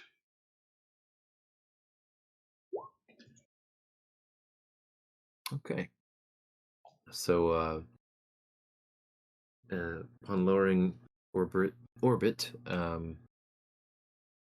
the transition into thicker atmosphere, along with decent bit higher than normal radiation levels, and some turbulent winds make him focus a bit more on the controls, but he manages a as smooth as can be expected descent, and avoids the worst of a sandstorm passing by, and makes his way down to the equator. And as you descend into this mostly overgrown, thick jungle, you spot the source of the transmissions, a a fairly sleek and in good repair fortress of quite obvious pre-tech construction, rising just a bit above the canopy, with what look like some weapon emplacements and some sort of sensor array atop it. But as you approach, a bit of the canopy around this fortress parts and makes way to allow you descent into what looks like basically a some sort of fortress. It's a sprawling complex encircled by walls and weapon emplacements that all seem to be tracking. How similar is this to the pre-tech fortress we landed at on Urala?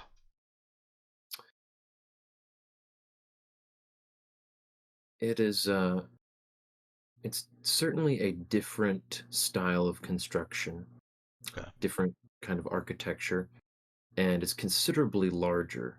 That one was mostly a landing pad with a watchtower And the tower guy. and yeah, and the tower guy.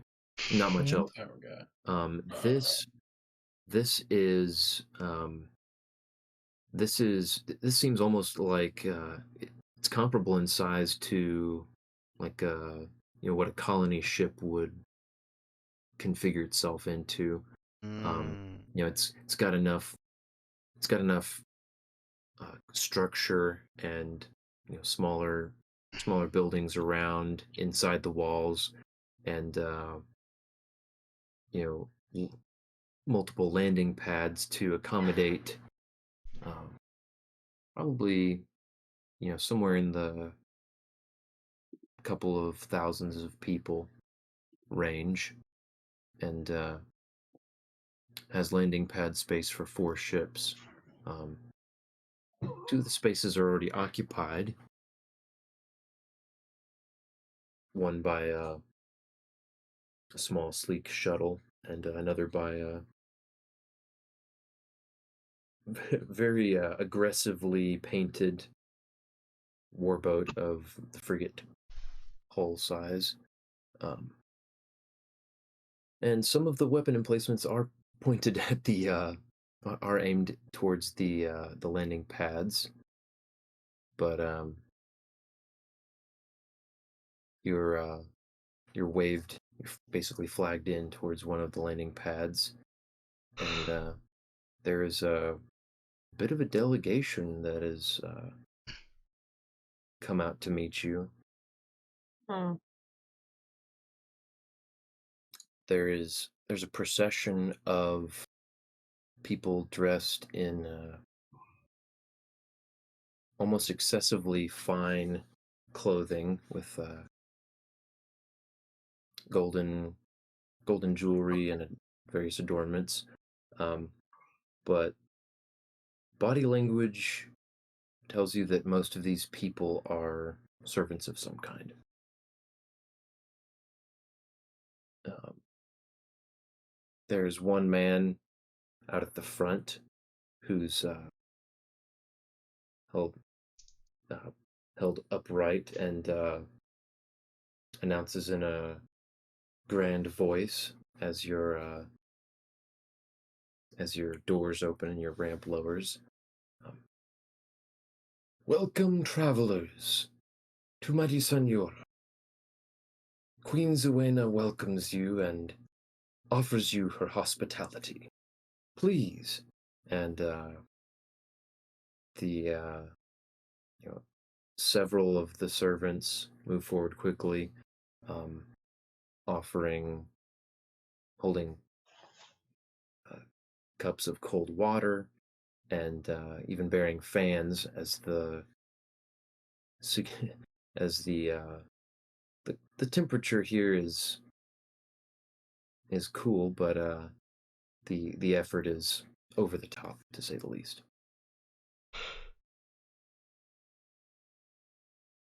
Hmm.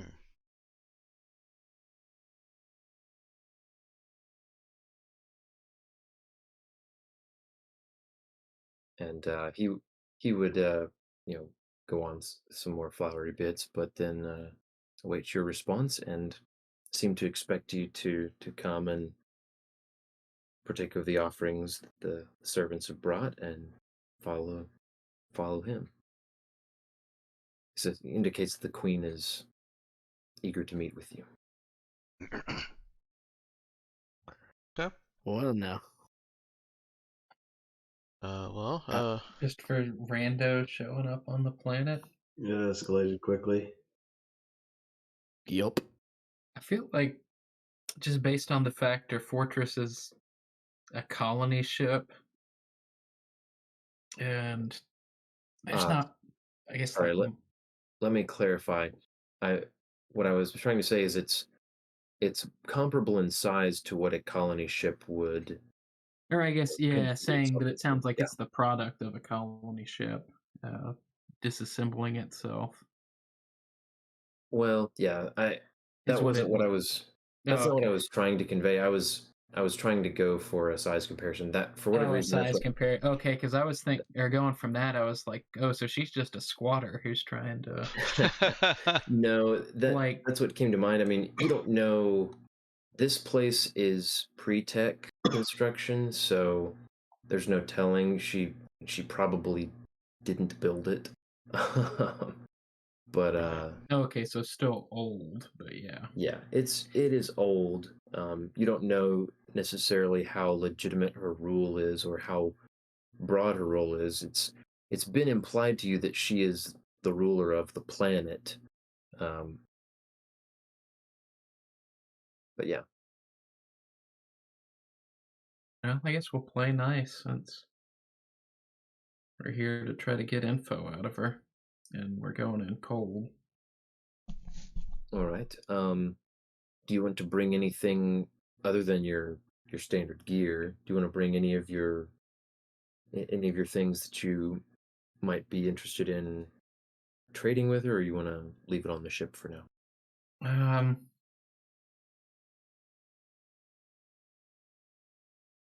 Might bring feel that like as a maybe gift.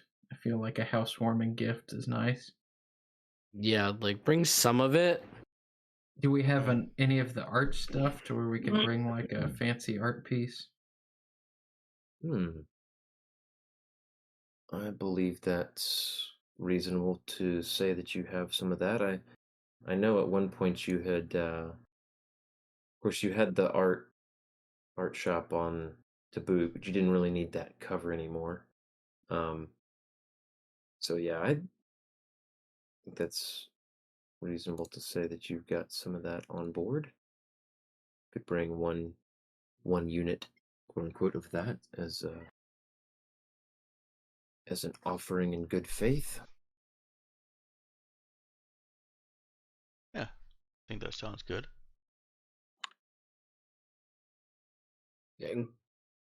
In case you didn't see it, Danielle K definitely whispered to Saoirse before they got off the ship. They don't look like they meet many strangers. Hmm. Yeah, I guess that was also feeding my idea of, oh man, these are people who are trying really hard to appear legitimate. If they're rolling out the red carpet when randos show up. Although I guess Yep. we are randos who showed up in a TL5 ship, so. One that's not apparently so, but Oh yeah, Right, it's it's a a Q sneakily ship. They TL5 wouldn't ship, know. yeah. yeah. But no, the impression you got from George Foreman was also that Mari Senora does not get a lot of visitors, with due to some sort of combination of it being a not super hospitable place, and also not necessarily having a ton to attract visitors. Yeah, beating people tends to scare away the tourists. Funny how that works. All right, so you all can accept the hospitality. You're all given cool water to drink and personal attendants with fans to make sure that you're comfortable, and the as you go with this procession, and approach the primary, you know, towering structure of this fortress. Um, there are various people around. Seem like sort of some that look like dock workers, some that seem to be about various business, who definitely stop to watch and look on with interest at the visitors. So yes, you're certainly getting the idea that this is not a usual sight. And approaching the entrance, there are quite a few guards, um, and as you approach, and as they're standing at attention, one of them steps forward and shouts what sounds like basically a customary challenge that is responded to by your guide, the man who had greeted you. And Wait, what is it? I gotta know as a diplomat. says, "Who proposes to enter the fortress of Queen Zuena?" And the man responds, 'tis but I, her humble servant, and these weary travelers, Wow. seeking shade. And yeah, they allow you to pass. Java, Cecil, has a very brief flashback of memory. It's himself looking in a mirror, straightening his collar, wearing one of these uniforms. Oh, Here we go. getting closer. He, in the mirror, he's trying to contain his nerves, and he can remember a sense of dread. Oh no. As he's looking himself in the mirror, does he seem like he's been beaten yet? No, no, he seems all in good health and good shape. So he was dapper before he was beaten. Got it.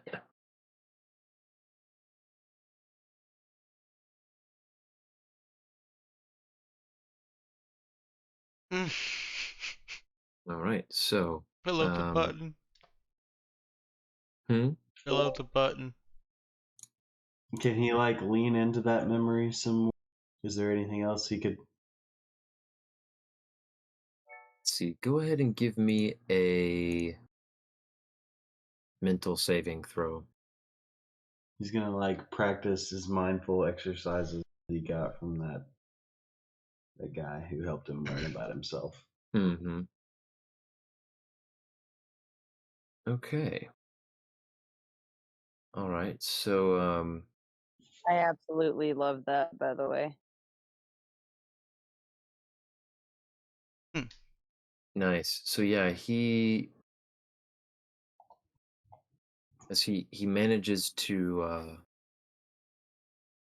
calm himself and focus and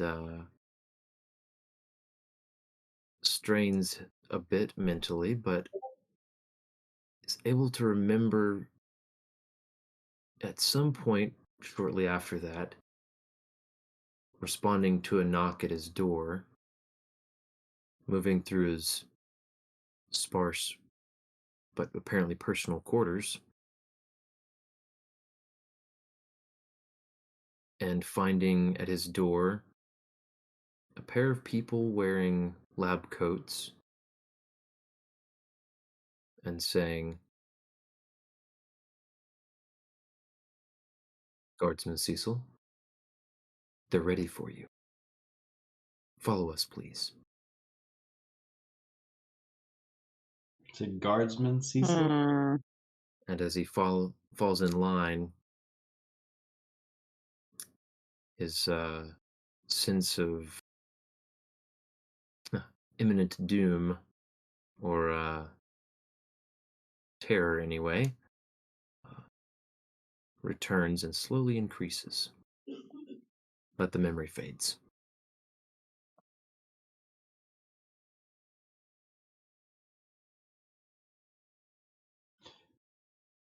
All right. So yeah, If he can share this information You, with the party, he would. I get the sense that maybe he doesn't have a chance to do that though. he would kind of come to his senses, maybe being prompted by someone in the group. Hey, still with us? He may have hesitated, stopped walking for a couple seconds.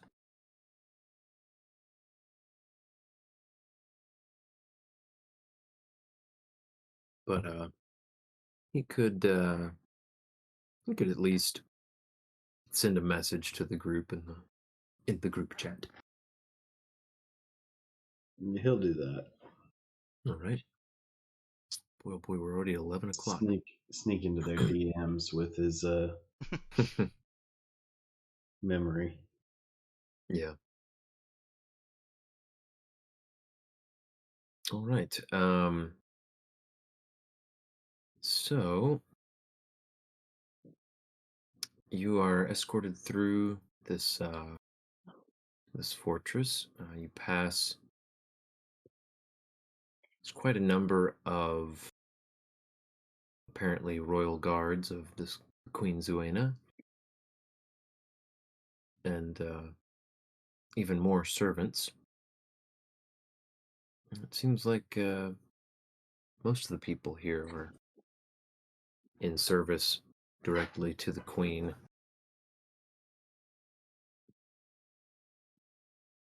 And you're finally brought into what has been turned into a throne room of sorts, but the discerning eye of people who are more familiar with modern and pre-modern architecture can recognize that this was not the room's original purpose. Might have been a theater, judging from some of the architecture and the just the size and the shape of the room. But it's mostly the floor is mostly cleared, and on a small stage at the far end uh, sits the queen, and it is almost perfectly out of Cecil's memory. In fact, he can envision the spot. He can remember uh, right where he was down on his hands and knees, which is spot is currently occupied by a servant of some kind who appears to be giving a report to the queen on some matter involving the food supply and something about a recent hunt having gone successfully. But when she sees you all enter, she gives a small flick of her wrist, and the servant cuts off their report. Gets up off his knees, gives another bow, and turns to leave.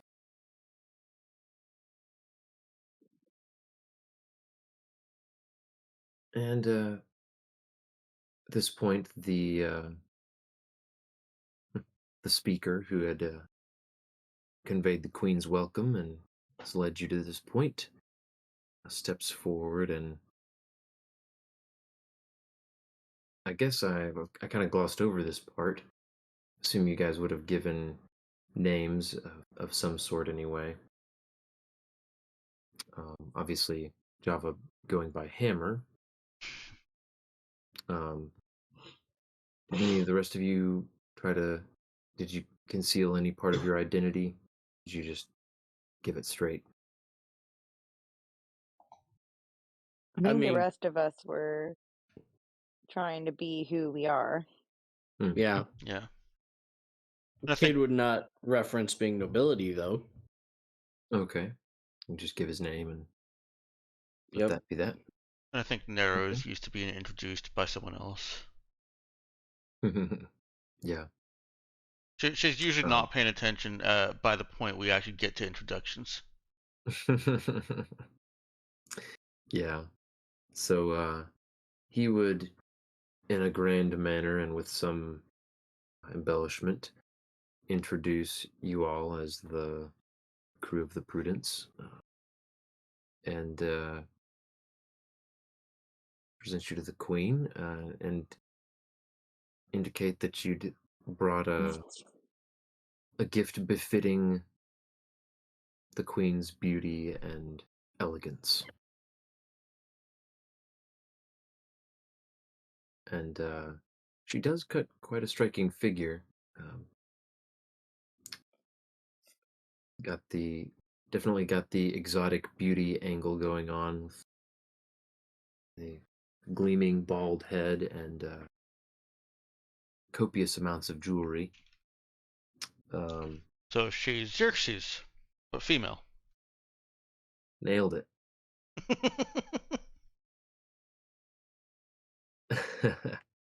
And so she, through steepled fingers, awaits the presentation of your gift.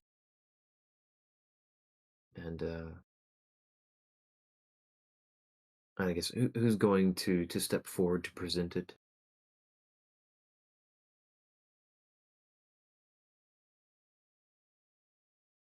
Yes, Brother Nick will. Okay. She would lean forward, sitting up a bit more on her throne, and though with though she seems to have an overall neutral expression, and she does show the slightest bit of interest, and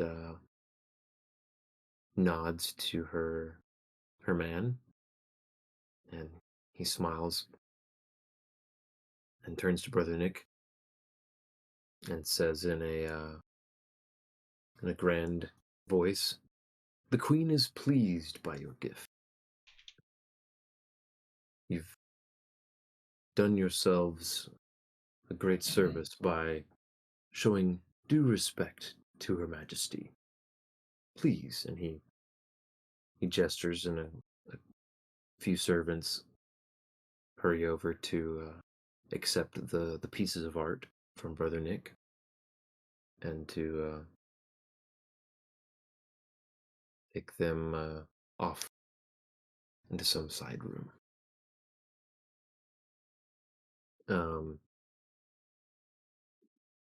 And so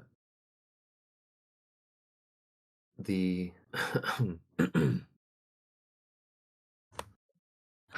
I am racking my brain for the term for this kind of person for a monarch. A flunky? It's not a flunky. It's not an. Functionary? The only thing I can think of is announcer, but it's like there's a term. Herald. Herald. Thank you. You're welcome. All right. Also a DJ. Queen's DJ asks you. No. Boo. Why not? Yeah. 'Cause then the herald would be the queen's fool. Don't see a problem with this. Anyway, the dude who announced you, he asks Brother Nick, "So, Brother Nicholas, with your gift so well received, you may make petition of the Queen. What is your business on our humble planet?" And he steps to the side. Oh boy, gotta thread this needle. Uh-huh.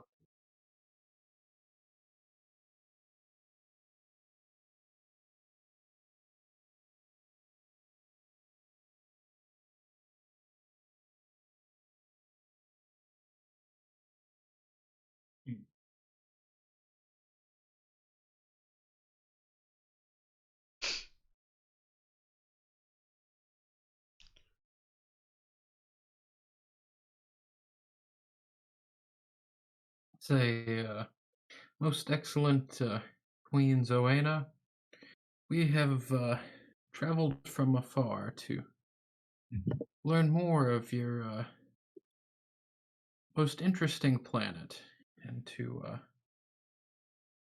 witness your hospitality with our own eyes. And we have, though we've been here for a short time, we're already impressed with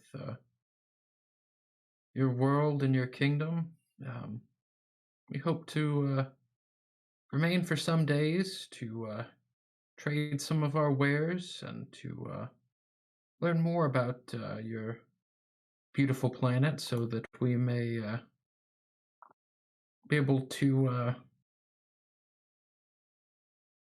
better or in hopes of establishing trade negotiations here in the future. Right.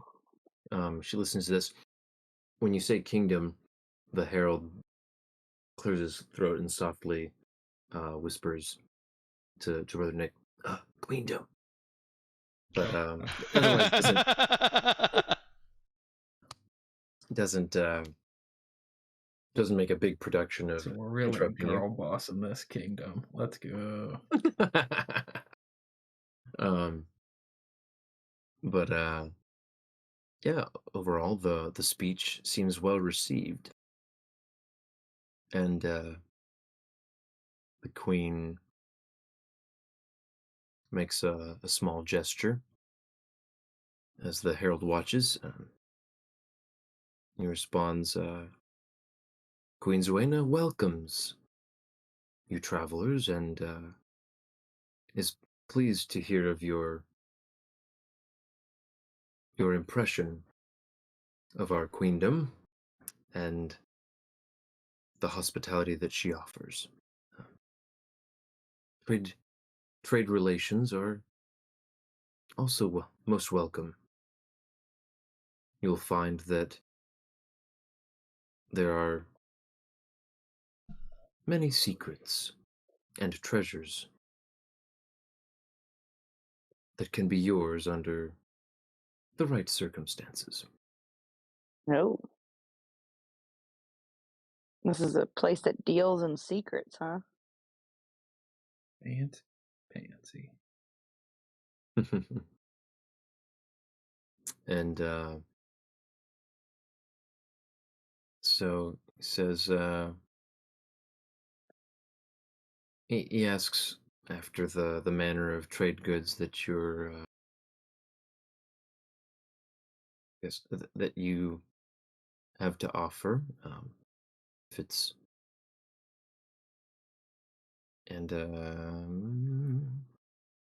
yeah, I guess also what sorts of things you would be looking for in payment.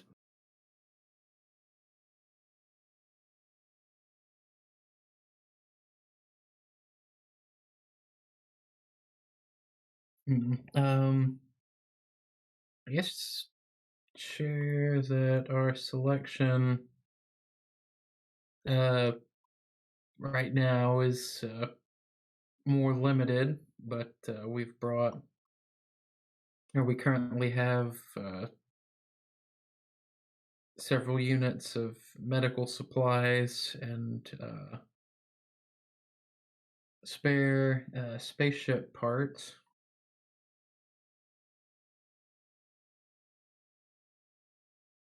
Hmm. And I guess say that we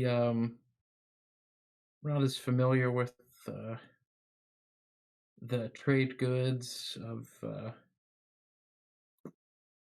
planet, and Oh, medicine, that we were hoping to look around and to see what would be the most mutually beneficial. Hmm. Ace also Okay. sharing that on future journeys for trade that we'd be able to bring a broader selection of wares. Okay. Um. So I might have missed a mention. Did you mention anything about the information, even a vague reference to the information you're hoping to get, or is that still I think we might just try that on the deal. okay? Um, I guess I don't know. Group vibe check of Group vibe check. if y'all want to broach that. I'd be curious what information they think they have to offer. because obviously they don't know that we want to ask about Cecil, and they're already saying that they trade in information. So it would be interesting to know what kind of information trade they have. But we're also here for Java.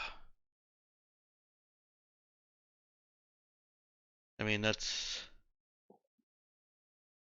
I feel like finding out what kind of information they trade in is like campaign continuing stuff. Do we think that we could like work into our inquiries about what kind of like basically have Brother Nick and Sirisha and Cade start talking about what kind of information trade stuff there could be while working in inquiries about, hey, does anybody ever leave your planet? What kind of culture do you have here? Does anyone ever leave your planet? Asking as somebody who just got here. uh, Be very interested in inquiring minds need to Yeah, know. I I guess mean, my thought obviously, was approach it this more. gets our. Oh, sorry, you go Uh, ahead. I was gonna say, yeah, approach it more cautiously, more in the sense of how much travel is there between your planet and other planets.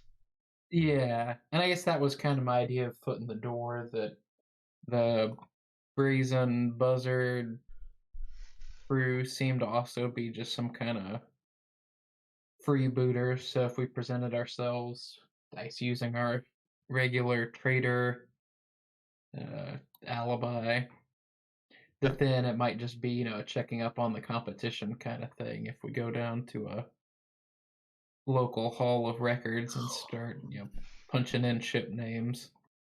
Mm. I guess I was a little scared to ask her too, since she had Java beaten in front of her. You're like, hey, remember that guy you hated? We want to know all about him. Yeah, that's why I think start off with what's your culture like and what kind of cultural exchange do you have? Go from the general to the specific. What if it was a beating of passion? Oh, Oh my They word. liked you so much they just decided to hit you with sticks. it was whips, I think, wasn't it? Yeah, whips. That's a type of If it passion. was a beating of passion but non-consensual, then we have another talk to have with Java. Yep. This was not riding crop. This was like bullwhip. Some people are into that. Oh my goodness. Don't yuck Java's yum. Oh my word. Just Well, easing anyway. ourselves into the next session number. Oh, we're skipping numbers. Sorry. Yeah, that's right. We're pulling an apple. There is no 9. All right, so you don't necessarily have to spell that out all in character, Ethan. But you could if you wanted. We are running. I think Oh we're gonna yeah, try I to figure that's fast wrap up forwardable here pretty stuff quick. through Okay. pleasantries. I guess unless the queen, wants to reveal her evil plan or something. No, It's we like, don't want to know your evil plan. Why is she getting called evil? oh man, I don't know. know. She beats people for fun, apparently, or I don't know. We profit. really don't want to know. No, I don't know why we you don't want just. to know your evil plan, lady. We just want to know a few things. I don't know why you just made me think. I feel like there's some skit that I saw one time that was like this villain that really wanted desperately to monologue and just kept getting interrupted. Man, I don't know. It's in the gamers, I think, Maybe so. Yeah. where the archer, the ranger, I think, is Probably. like counting. The GM says it's a free action. It's his turn. He gets to speak, and so the ranger player is just sitting there counting down the seconds, and then finally just shoots him in the throat. yeah. Well, yeah. So, yeah, there. seems to be no dastardly plot monologue forthcoming. In fact, notably, the Queen has not spoken a word so far. This has all been from her herald, and the so you can give her the spiel about you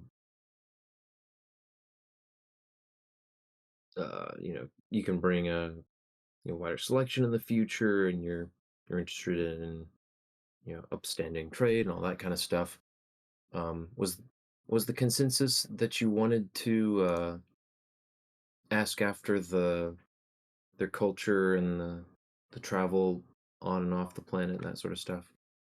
That's I was suggesting that as a way to gauge if Java leaving the planet was unusual and to start working towards has working towards the specific of have Mhm. you lost anyone? Yeah. So what she would, or I guess what the herald would relay to you is that um, it is relatively uncommon for ships to arrive interested in dealing with the Queen. It is slightly more common for ships to come and go interested in uh, bypassing her authority and dealing directly with the various communities, he'll put it, that roam the deserts and the salt flats. Oh. Um, the and he will say that is while the Queen doesn't explicitly prohibit such dealings, she does not look favorably on them, as they many of those ships have a tendency to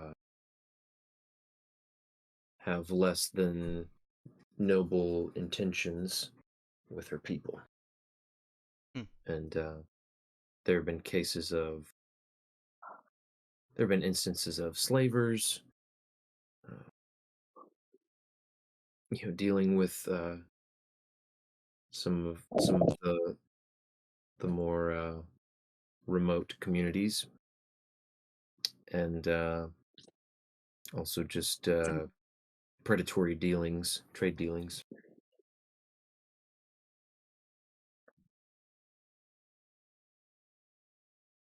Are people calling them about their extended warranties? uh, and she says it's but as far as as far as the Queen's dealings with traders, he she's I guess he'll say that among the information that she has to offer are spike drill rudders to to places that are not not common ports of trade, and though he's not forthcoming immediately with what those might be. And also there's some secrets of ancient manufactory and Ancient manufacturing. and Mm. related techniques that had been uncovered the in the course of excavating her fortress, and that there are many times more of those, as he assures you, that could be hidden amongst the hidden across the planet and increasingly inhospitable areas. Um,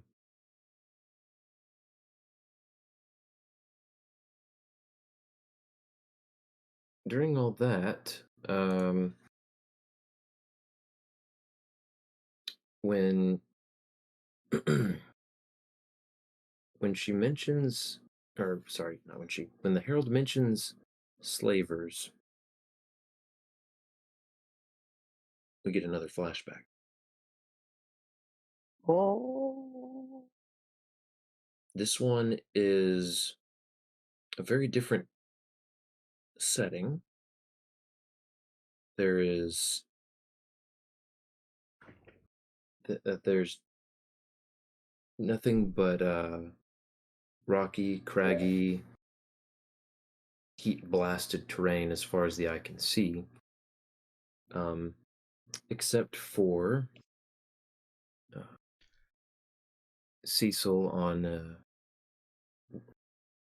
riding a motorcycle and accompanied by Oh.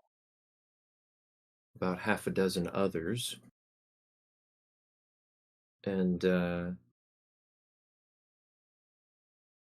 he's holding he's got someone holding on to the back on the back seat of the motorcycle and bracing against his back,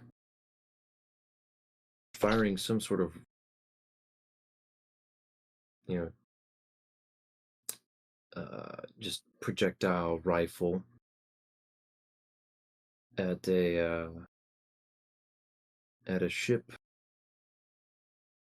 that is it's low, that's swooped in low over the crags and is harassing the harassing some other vehicles that are trying to navigate the rough terrain. Hmm.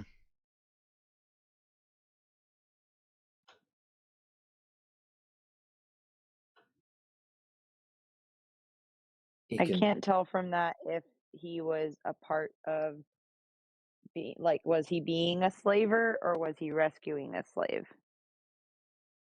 he's his the thoughts going through his head in this is that make it clear he's trying to fight off some some ship that's thought it should attack their community and take whoever it can. There's some smoldering wreckage of trucks, and you he sees that the caravan of sorts has scattered, and get the sense that the community is entirely spread amongst these vehicles. Um, a lot of like Land Rover type vehicles, pretty rugged stuff. Oh. Some a fairly Mad Maxian feel, though not quite as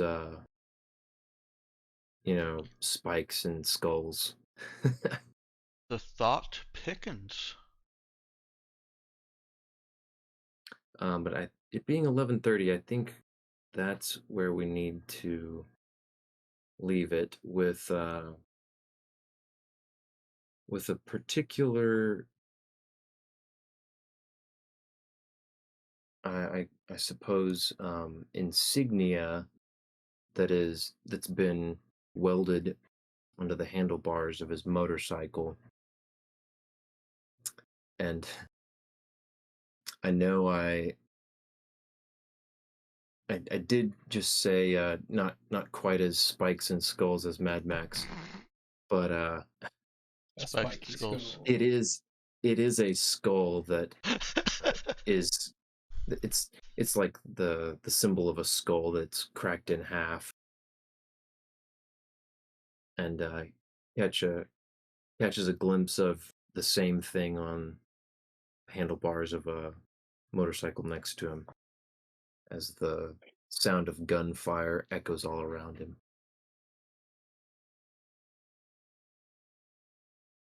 Hmm. Yeah.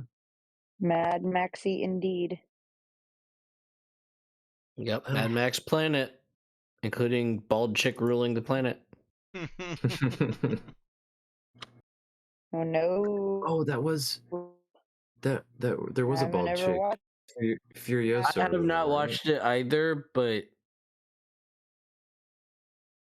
Say I don't think I've seen that one. I'd forgotten that that was a character from the Mad Max movie. although this is kind of funny. I think she was bald, wasn't she? Anyhow. Yeah, Her head she's was shorn. Oh, okay. yeah, mild difference, but extremely close. Yeah. I feel it was a Speaking close of, shave. Something similar but slightly different content.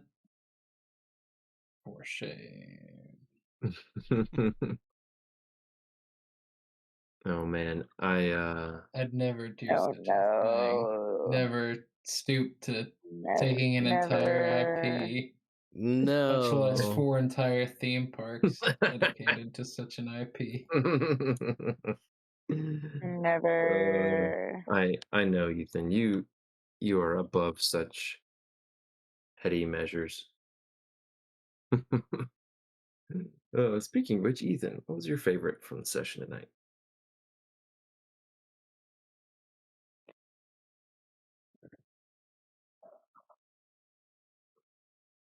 Oh boy.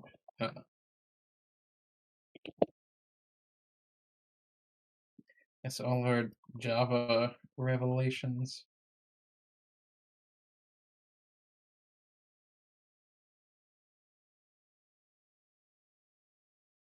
Unraveling his backstory. And it's the cool new planet too, although we're gonna find it and mess around on the Mad Max planet just long enough to end the campaign. Mhm. We'll have to come back here as totally different people and Mad Yeah, Max it up. plant a little Oh seed. no. Uh, Just in So for some time. My reason, I'm just battery's running really low. interested in going to this planet we never heard of before. hey, I mean that we'll address those sorts of things. I have ways. Robert. Um, just to be different, I guess going back to Daddy Breckenridge for help repairing the ship. I need a favor, Dad.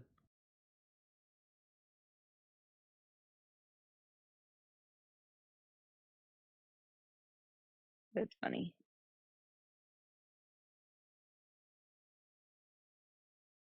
Yeah, that's that's, Yep. I enjoyed that. It's one of those things where I don't know, everybody enjoys putting Cade in that spot. They really do. It's great. Even to their own detriment. Even if Brother Nick might have been more willing and able to kind of drive a harder bargain for better help, they're like, yeah, let Cade struggle through that. All right, Avery.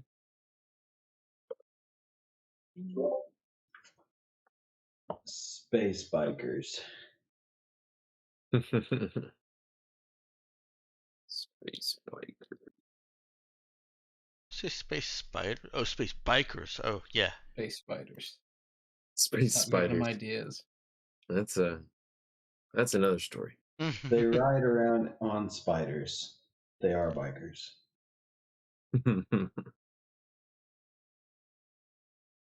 All right. My favorite. Um,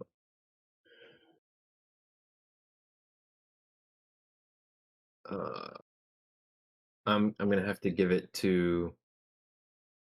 Was it Bonk Goes the Weasel? Yep. Oh, oh, Slash Weasel Stomping never Day, intended because it. I will never not give Oh my credit word. to a reference to that. See what you did, Ethan. Weasel Stomping Day. uh, This is why we It's a can't have nice holiday that things, brings Ethan. all the people of the world together. Can't get away from Weasel no. Stomping Day. All right, let's move on. Who's next? Danielle, go. what a magical time of year. It's a great question. Something that didn't even happen in the stream, so apologies. No, But it's such a let me festive see. Let me holiday. think. Stop. I'm trying to think. Can't think of garbage being spouted out of your mouth. Sorry. Garbage mouth. Garbage mouth. Sorry, I just need. I No. just need to Purposefully not find- singing fish heads. Just need to get the MP3 of the song and put it in the Roll20 jukebox. I will murder you in your sleep if you do that. And I will get All right. demonetized. Duly noted. Wait, demonetized. Oh, I think can't- my favorite was literally just fleshing out more of what Saoirse made for everybody when they were stuck in space. That's it. What did she make for her friends? Nice. All right. Saoirse's crocheting projects for her friends. All right, Dex, what about you? So definitely the Java story being explored, but also Nero just again taking up a bodyguard just position with Cade, and Oh yeah. him not even questioning it. It's just that's just happening, and him taking her to a candy store.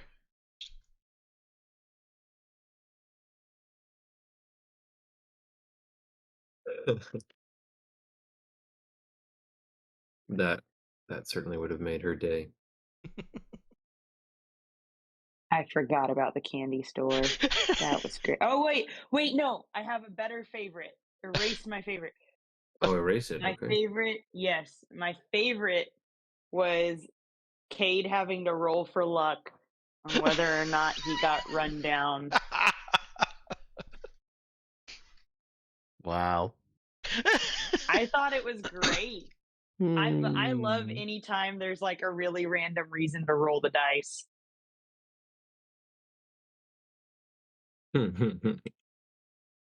All right, so you want me to remove the crocheting projects? I mean, you can just put a line through it if you want. Well, I mean, it's not that hard to erase it. I just wanted to make sure it was being taken off the board entirely.